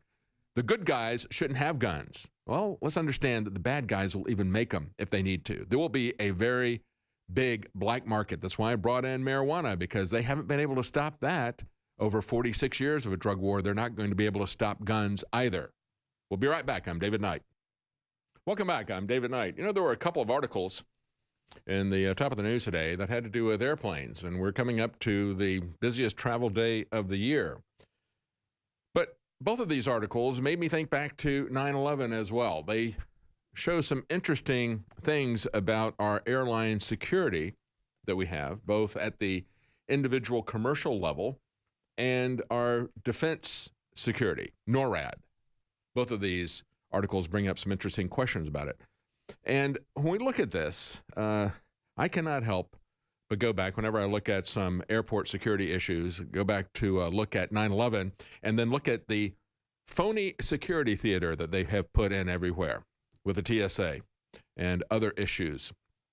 This particular story, could terrorists hack an airplane? Well, the government just did. This is a story from the Daily Beast. They say, could terrorists hijack an airliner, reportedly and remotely hacking into its cockpit controls and put its fate into their hands? Well, yes. They say the question is being asked because Department of Homeland Security just did that. They hacked into the avionics of a commercial airplane that was parked at an airport as part of a test.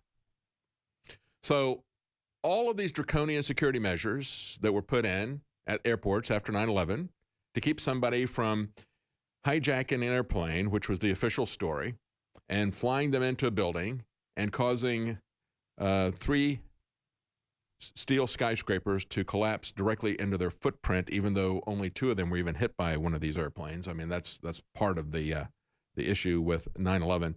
And they were able, as part of their hijacking, to fly the Pentagon plane at a speed that flight simulators and flight instructors who have flown these planes, trained people on these planes for decades, said you can't fly that plane that low, that fast. The lower you are, the thicker the environment is, and it puts limits on how fast you can fly a plane. They said, well, you look at the radar there, you can't fly a plane that low, as they're telling us happened at the Pentagon. Of course, there's no surveillance footage showing the plane flying in and hitting the building, even though there are cameras everywhere at the Pentagon. No, we don't have any footage. As a matter of fact, there might have been some footage, some nearby businesses, but that was confiscated, and we've never, ever seen that. 16 years later, we haven't seen it. So when you look at this and we say, well, could somebody hack into this? Of course they could.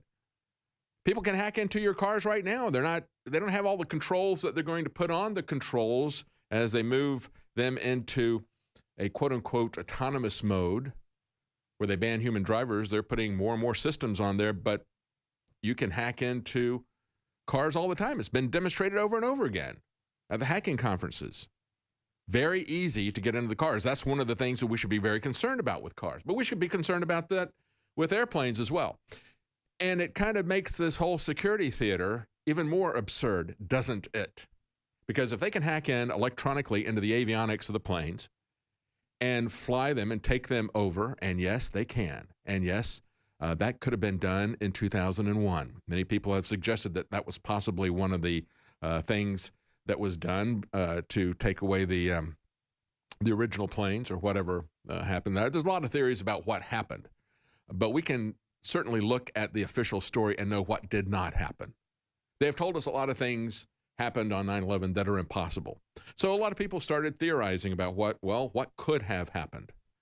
But I think this is very interesting. I've always thought it was very interesting as well, even the phone calls and that we were told had happened, and the fact that for a decade or so after that, they banned people using their cell phones. You can't do that. That might crash the plane. It's like, really? Because I know that when I did not obey their orders, I could not get a cell phone signal. You can't. You're going too fast through the cells, and you're too high, you're too far away, and so forth and so on. Maybe they didn't want people trying to use their phones or even putting them in airplane mode because they know that you can't make a phone call. And if people were constantly trying to make phone calls and they said, well, these phone calls, you can't do that on a plane. I mean, there's just so many different aspects of it. But now all of a sudden it's become safe.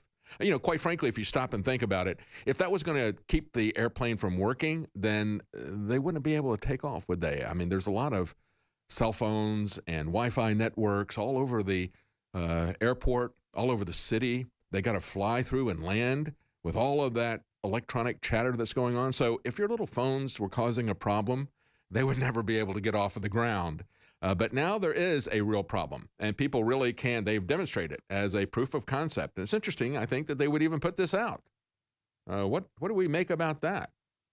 Is this the beginning of some kind of a attack? It's like, oh, see, we told you that people could hack into the avionics and do something, so we're not going to blame our phony security for something happens, and we're not going to say that it was a false flag. Another thing that I thought was interesting was this story that's on Drudge Report about airliners and F-15s involved in a bizarre encounter with mystery aircraft over Oregon. And they go through a long story here about Reddit.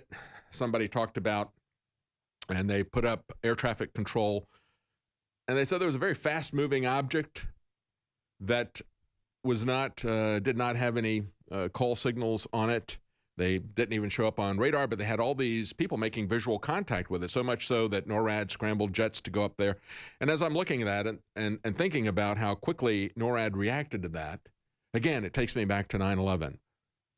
And the fact that Gore Vidal said, I knew that 9/11 was phony because my father had been involved in the creation of NORAD. He was one of the lead people involved in its creation back in the 1950s, part of the Cold War. It was a very sophisticated defense system, and to say that these planes were flying without anybody intercepting them for that amount of time, he said, I knew it was a stand down. I knew that something was fishy about that. And you can see that in this story if you take a look at the people who were trying to locate this high-flying UFO that did not show up on the radar, that did not have any call letters, but was moving faster than the commercial airplanes that were there. So that's an interesting story. Both of them, actually, quite frankly, I still find 9/11 far more fascinating than UFO stories because we have an unidentified false story that I still don't have any answers for. A lot of people have put forward things. I'm not going to try to say what happened. I don't have an idea what happened. I just know what didn't happen, and I know that they used it as the basis to create an authoritarian police state in this country and a surveillance state in this country, and a lot of wars that we are still fighting continuously now. We have not stopped fighting wars since September 11th, 2001. We've been at state of war now for 16 years with multiple countries. Another piece of bizarre news is the world's first human head transplant that has been successfully carried out.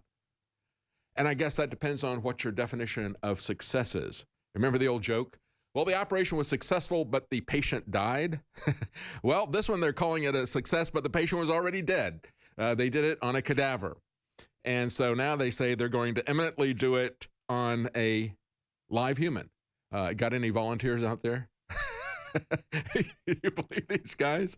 Quite frankly, I'm becoming more and more skeptical of their pronouncements about what their technology can do.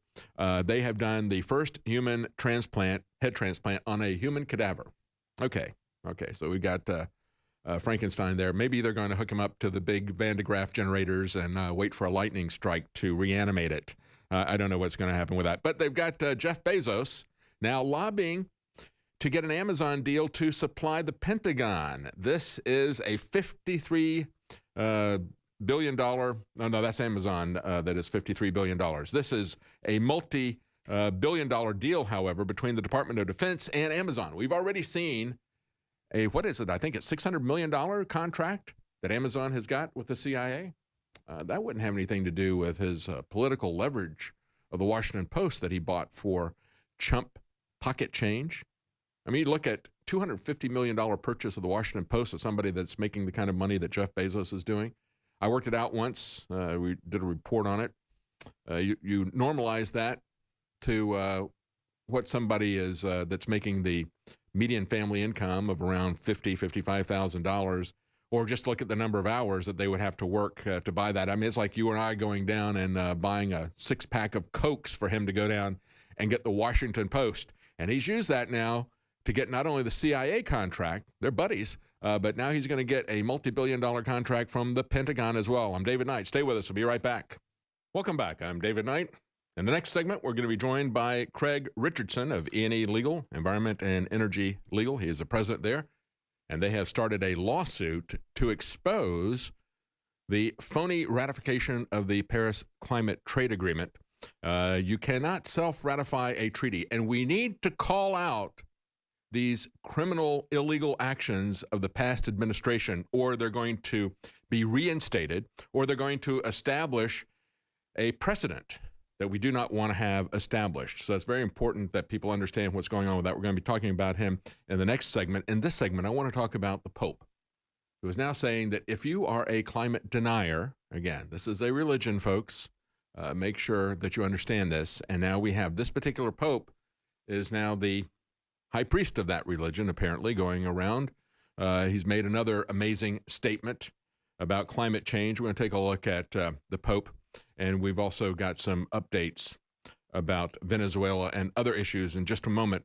Before we do, real quickly, I want to tell you about a new product that we have here at InfoWarsStore.com, FloraLife. It is a digestive probiotic formula. You know, if you've got a high-carb diet like most of us, if you got a lot of unnatural ingredients like most of us, what that does is that takes out the bacteria that is in your gut that is good, the probiotics. Sometimes you get sick, you take an antibiotic, and that kills bacteria, but it also kills the good bacteria that is in your gut. You need that good bacteria to help to digest food. And so we have a new powerful probiotic formula, FloraLife, that helps to boost your gut health and support a healthy immune system.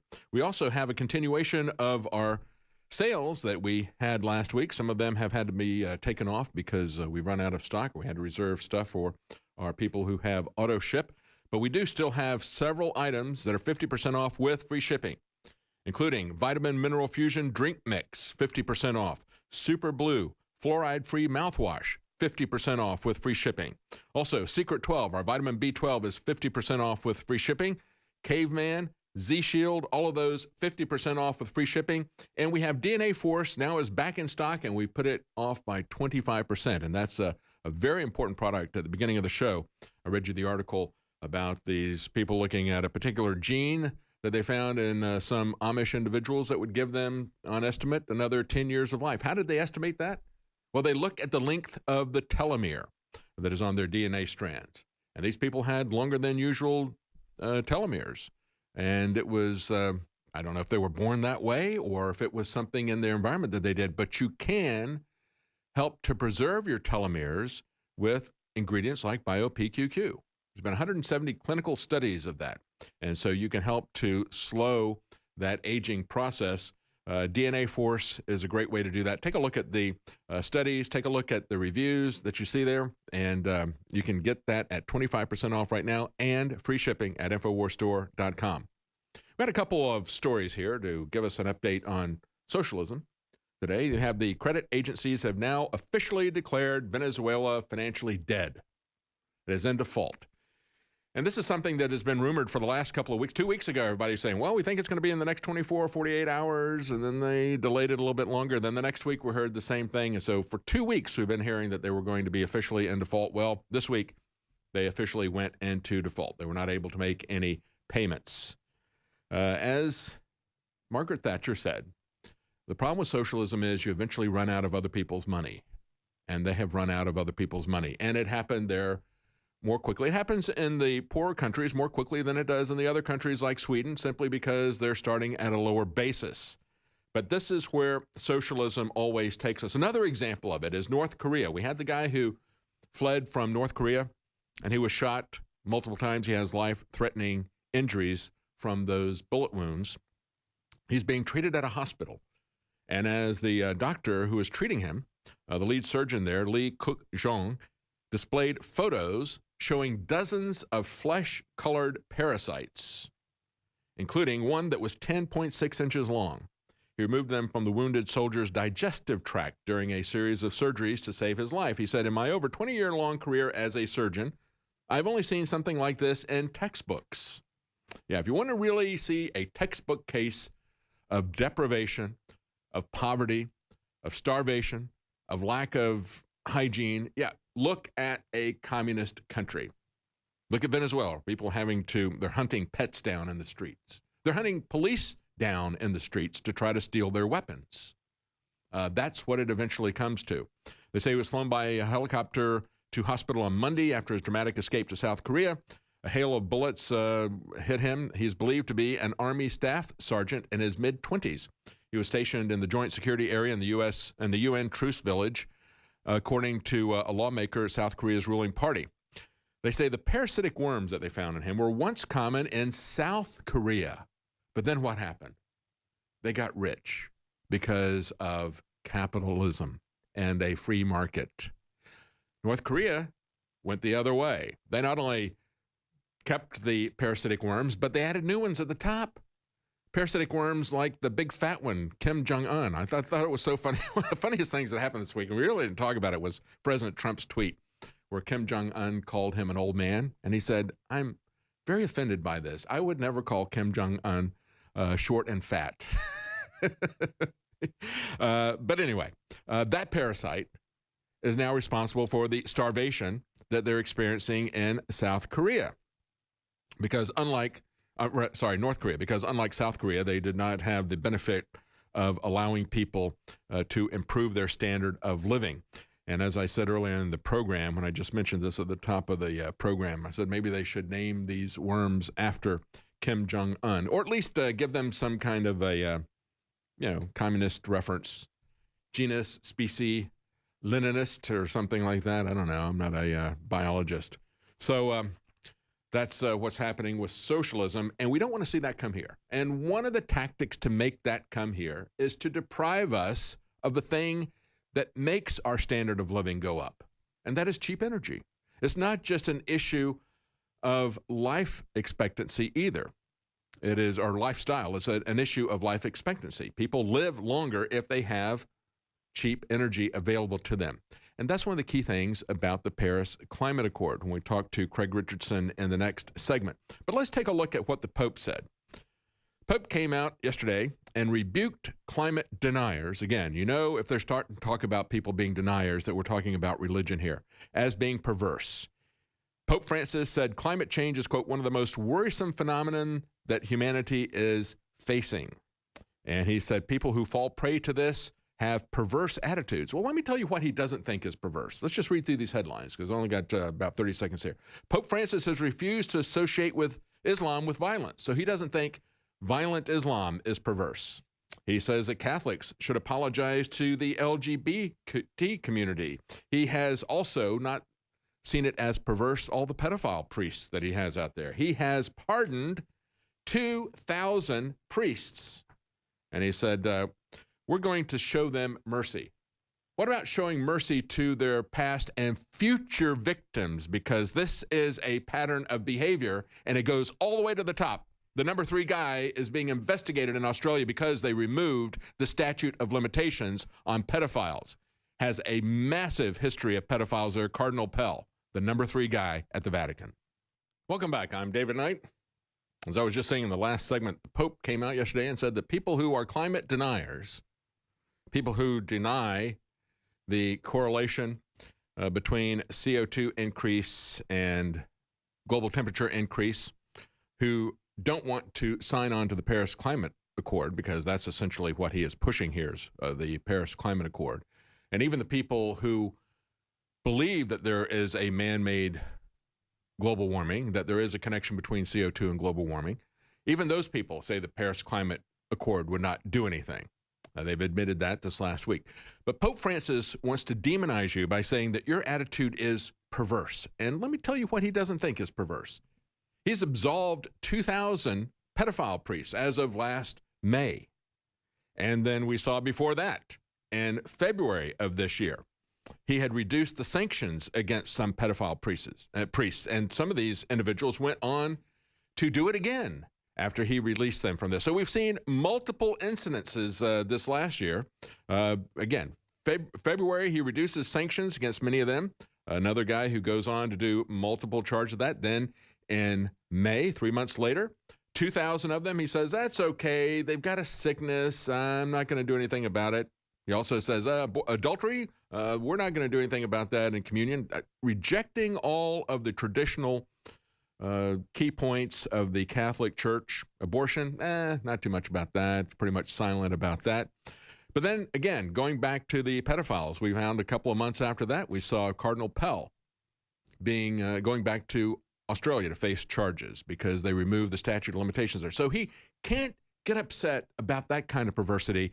But if you disagree, if you're skeptical, you are perverse. So we're talking to Craig Richardson. He is president of Energy and Environment Legal, E&E Legal, and you can find them at eelegal.org. They have a lawsuit that is going on right now to show what happened in the Obama administration to subvert our legal process and get us involved in the Paris Climate Agreement. I'm going to let him tell you about that. Thank you for joining us, Craig.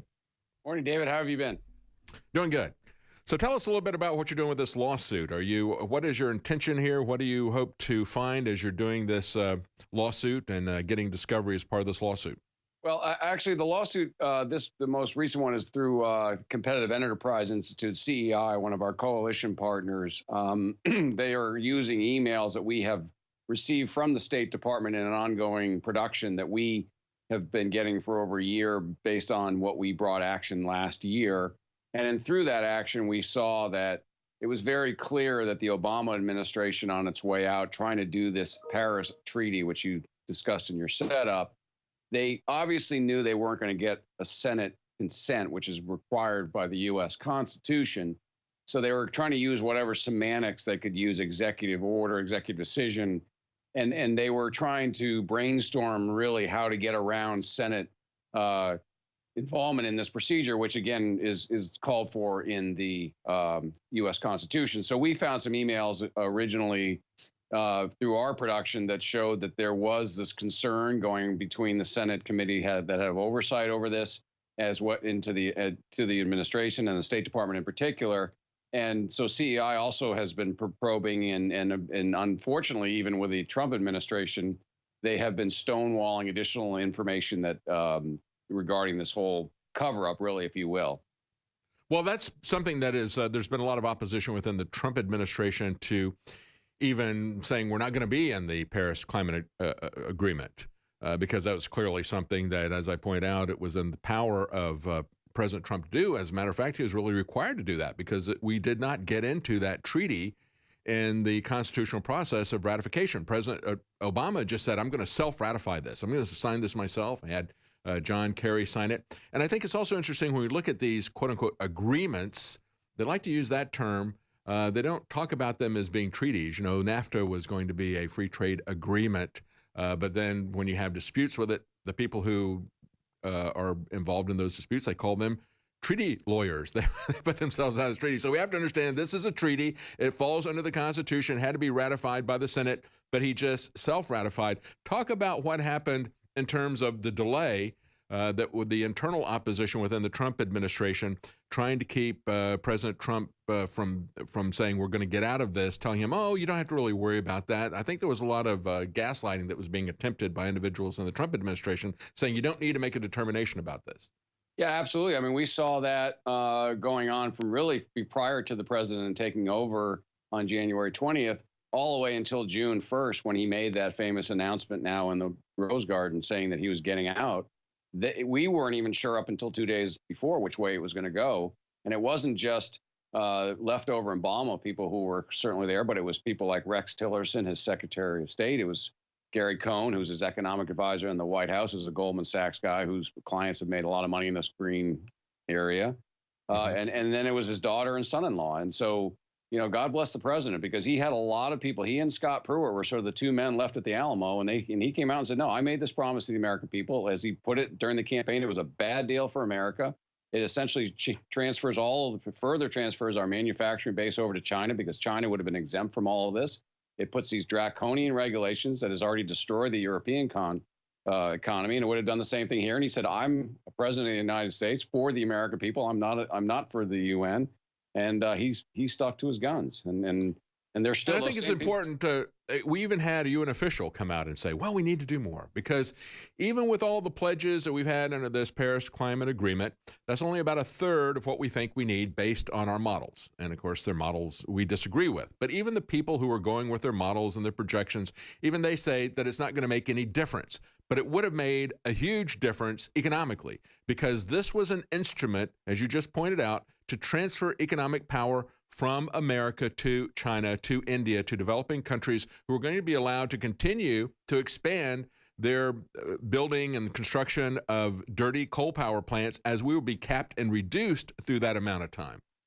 Yeah, exactly. I mean, that's what this game is. This has nothing. I know you and I have talked about this before. This has nothing to do with reducing CO2 emissions, because as we all know, I mean, I think it was less than 0.25 degrees over 100 years. I mean, this isn't what it's about. And the UN themselves admits that it's not. The former secretary, and then recently another guy that was on the climate panel, said this is actually more of an instrument of the redistribution of wealth.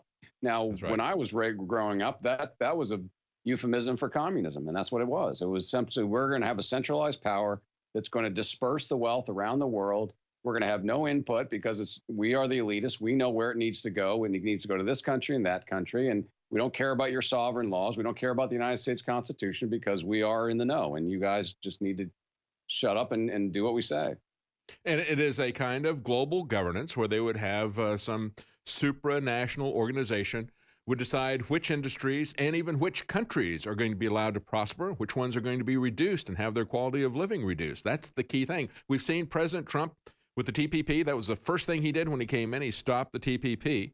And he said, as he was making the tour this last week through Asia, he said, we're going to have a new world trade order, because we're not going to have these multinational, supranational organizations that are going to be dictating what our economy is going to be, dictating which industries are going to be allowed to succeed, which ones are going to fail. We're going to do one-on-one relations with other people to have trade, but we're not going to allow these global structures that are going to dictate this to individual countries. And that's really what the Paris Climate Agreement was. At its essence, that was the only thing that was going to accomplish. Even the people who believe in man-made global warming said it's not going to do anything about that. No, and that's what it's always been. If you go back to the 1980s, when this was all cooked up amongst the Rockefellers and some of their international people, that's what this has always been. This has always never been about the environment or cleaning up the world. I'm very proud of what the United States has done since the 1970s. I'm old enough to remember when the lakes were on fire in Cleveland. This isn't about environmentalism. This is about centralized control, period. That's right. Absolutely. So we're going to talk about that. We're going to talk about what you hope to, you and CEI hope to expose here, why this is important when we come back. You need to understand, folks, we got a victory here. We should be proud of the fact that the United States is the only nation that is not in this Paris Agreement. We just told you why that's a bad deal. We're the only ones. Be proud of it. Own it. I'm David Knight. We'll be right back. Welcome back. I'm David Knight, and we're talking to Craig Richardson. He's with enelegal.org. That's Environment and Energy. We're talking about a lawsuit that they're partnering with the Competitive Enterprise Institute to try to find out and expose, I should say, that we know what happened. We know that Obama said, I'm going to self-ratify the Paris Climate Agreement, but they want to expose the tactics that were there. And E&E Legal Senior Fellow Chris Horner has written an article called Obama's Paris Climate Scheme Revelation. So I want to get Craig to walk us through what they know about that, what they want the public to know about that. And then we want to talk about a organization that Craig is involved with, speakupforliberty.org. But let's talk first about what people need to know, what the public needs to know about the Paris climate scheme of Obama. Yeah, I mean, as I mentioned in the last segment, the emails that we were able to get through our Freedom of Information Act and subsequent suit from to the State Department a while back, over a year ago, emails did trickle out. And one of them showed that there was a clear effort between the State Department, and again, this is under the Obama administration, trying to pull the wool over your eyes or come up with ways that they could circumvent the Senate's constitutional authority to regulate or to have this called a treaty, so that it would have to go through the Senate. And so the Obama administration was trying to do everything in its power and beyond its power to actually make sure, A, it wasn't called a treaty, and then to try to circumvent the Senate's authority. And so we have some emails going back and forth. One's coming out of the Senate office, particularly after the New York Times, actually, believe it or not, wrote an article showing what was going on in terms of the circumvention between the State Department and the Hill. And one of the staffers from the Senate Foreign Relations Committee sent back to the State Department staffer, hey, what are you doing here? I mean, you're clearly circumventing power, and I'm very concerned about what I read in the New York Times. And the guy kind of blew it off. He's like, oh, well, there's a lot of inaccuracies and all. I think the bigger issue here, it just. But how did they justify that? Did they just say, well, don't worry, it's not a treaty, it's just an agreement? The response, or just say, none of your business? What'd they say? Well, no, they said they basically said, oh, well, there's a lot of inaccuracies in the New York Times. They were wrong. So, I mean, that's what they always say. But I think the bigger issue isn't so much, the staffer and the back and forth, but essentially you can see the mindset of this previous president. He was a Marxist, and you could see that he did it with Obamacare. He did it with whatever he did. The Clean Power Plan was struck down by the Supreme Court. The Paris Treaty was their next best option. The Senate was an obstacle. He didn't care about the Constitution. And so he came in as a monarch and said, well, we're going to blow off the Hill. We don't need it. And we also saw that in his efforts to fund Obamacare. When the Congress said, we're not going to provide the funds for this, then he kind of looked around and said, all right, I'll just steal it from Fannie Mae and Freddie Mac. And so then Congress took him to court, and the judge said, no, you can't do that. The Constitution clearly says they have to approve it, just like it says that the Senate has to ratify these treaties. They got to approve the funds. So they appealed it, and President Trump then said, well, we're going to drop the appeal. We're not going to continue to do that because it's illegal to do that. But we have to expose that. I think it's very important what you're doing, because people have to see that back and forth, even from people in the Senate, to understand that this is something we need to talk about, to understand how they tried to subvert this action, because this is not going to go away. It was delayed, as you pointed out, the last one by the people in the Trump administration. They're still trying to put us back in, and the next administration that comes in, if it's a Democrat or if it's establishment Republicans, they're going to try to get us back in as well. Right. And quite honestly, some of these people are still there in the State Department. I mean, like I said, Tillerson's no fan of ours, really. And he's got Obama holdovers, and the Hill has shown a lack of backbone, regardless of whether they're Republicans or not. So, I mean, these people are still in Washington. They're Washington creatures. And so they need to be named. And if they're still around, there needs to be some accountability. And we need to, that's what this whole idea of a sunshine law is. We need to put sunshine on it. And we're going to keep fighting. It's sad that we got to keep pushing even with this administration. And again, it's not the president. It's a big administration with a lot of holdovers. People need to understand they tried to subvert the constitutional process, and we need to name names, and we need to show back and forth the stuff that's there. That's why it's important what you guys are doing. All right, let's talk about the free speech group that you're involved with, because it was just a couple of days ago that we're talking about how Al Franken was groping the Bill of Rights and trying to rape the First Amendment in terms of social media, begging these organizations to shut down free speech. Now they've moved on to other aspects of Al Franken's conduct. But let's talk about this organization. It's Speak Up For, and that's the number 4, speakupforliberty.org.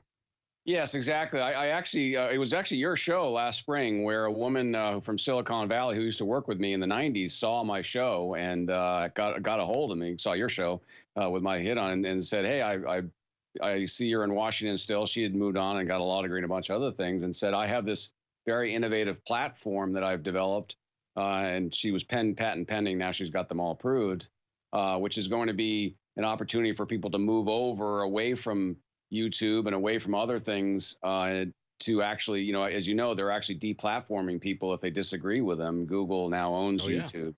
So we're gonna use it's going to be a nonprofit where actually it goes back to the founding fathers concept of a marketplace of ideas. Where actually, believe it or not, we want people to come and share their viewpoints and then, argue rationally and logically.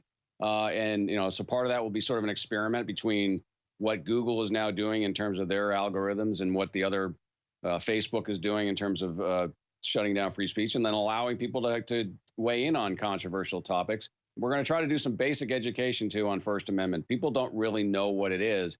And I know you're old enough to remember the Soviet Union, but what we're seeing here is really, I mean, I never thought I would see this in my lifetime, where we would actually question first principles of the United States, like the freedom of speech. Yeah. I mean, I can remember the ACLU in the 70s used to defend the neo-Nazis. And I asked my dad, who was a judge, I was like, why are they doing that? And he goes, because they understand that regardless of how hateful that speech is, what is worse is having somebody come in from the top and tell you what is free, what you can say and what you can't. That's more dangerous. But the left doesn't do that anymore. We had just last week, we had Congressman Quigley mentioning InfoWars by name and saying to the Twitter executive, how could you let this trend? Well, we took it down, Congressman. Well, why did it take you so long to take it down? Well, we're working on that algorithmically, and let's just have a private meeting and we can talk about this a little bit later. So is your site going to then be, you're looking at it, envisioning this as a process to be kind of a social media exchange? Is that what you're looking at? Yeah, it's going to be a little bit more than Twitter because we're going to have more than 140 characters. If you're familiar with any of the boards like 4chan and other things, we're going to have it's going to be very PG rated. We don't want to have anything inappropriate on there, but it's really going to be sort of an open opportunity for people to come in and discuss the issues of the day and to have a back and forth, quite honestly, the way Facebook used to be before they started changing things and then there's going to be the educational part about the talking really, and we're going to have a lot of video content. Jenna, who's my partner in this, she and I are going to be doing a regular TV show. We're going to be tackling the issues of the day. We talked about potentially when we were first talking about the NFL, but now we're way beyond that. We're about them taking and not allowing people to speak on campuses. We're allowing them. I mean, colleges now are taking out conservative newspapers and there's because what we have seen with the rise of social media, when they roped everybody in, they had it free, and it was free in terms of no cost, and it was free in terms of what you could say. And what we essentially had recreated, like you're talking about the founder saying, let's have a marketplace of idea. We also had committees of correspondence, if you want, people who could share articles and pass on information freely instead of having it algorithmically censored like we saw with Twitter when people started saying, hey, look what was exposed with the DNC leaks, and there was over 500,000 tweets about that. Twitter admitted in congressional testimony that they deleted 50% of those hashtag tweets, and then they deleted 25% of the ones about the Podesta emails because they didn't want you to see what was being revealed about these people. Yeah, exactly. They did the same thing to Marsha Blackburn, who was running for Senate. They basically conveniently deleted all of her announcements tweets the day that she was announcing. Yeah, I mean that's crazy to have this being going on in America. I mean that's not what we shed blood for the 200+ years for that. I mean this is so fundamental to who we are, and it's so obvious what they're doing. Like the Frankens, and now they saw that when prior to us talking, I was reading some of those clips that you had up there about how they're using this whole concept of harassment. We have to protect. I mean, they always use they wrap it in these great euphemisms of things that they need to help. Oh, we have to protect you, so we're going to do this. We have to protect you. You have to be safe. That's why we have 12 cameras on every street corners. That's why we read every one of your emails, just because we have to make sure you're safe. And they're going to be the arbiters of what is true and what is fake. They're going to decide what is safe and what is not safe speech. And that is the thing that is truly, truly oppressive about this. I remember when we only had 3 channels, and they were very tightly regulated. We had a fair speech, fairness doctrine is what they called it. And it was after we broke that fairness doctrine that we broke the control of the establishment. So that's very important. Check it out at Speak Up, the number 4, speakupforliberty.org. Thank you so much for joining us, Craig Richardson, eelegal.org. You have to also understand, folks, how the Obama administration tried to subvert not only the Constitution, but our economy. And that fight is going to continue to go on. President Trump did the right thing, but we're going to have to know what they tried to do so we can keep it from happening again. That's it for our program. Thank you for joining us.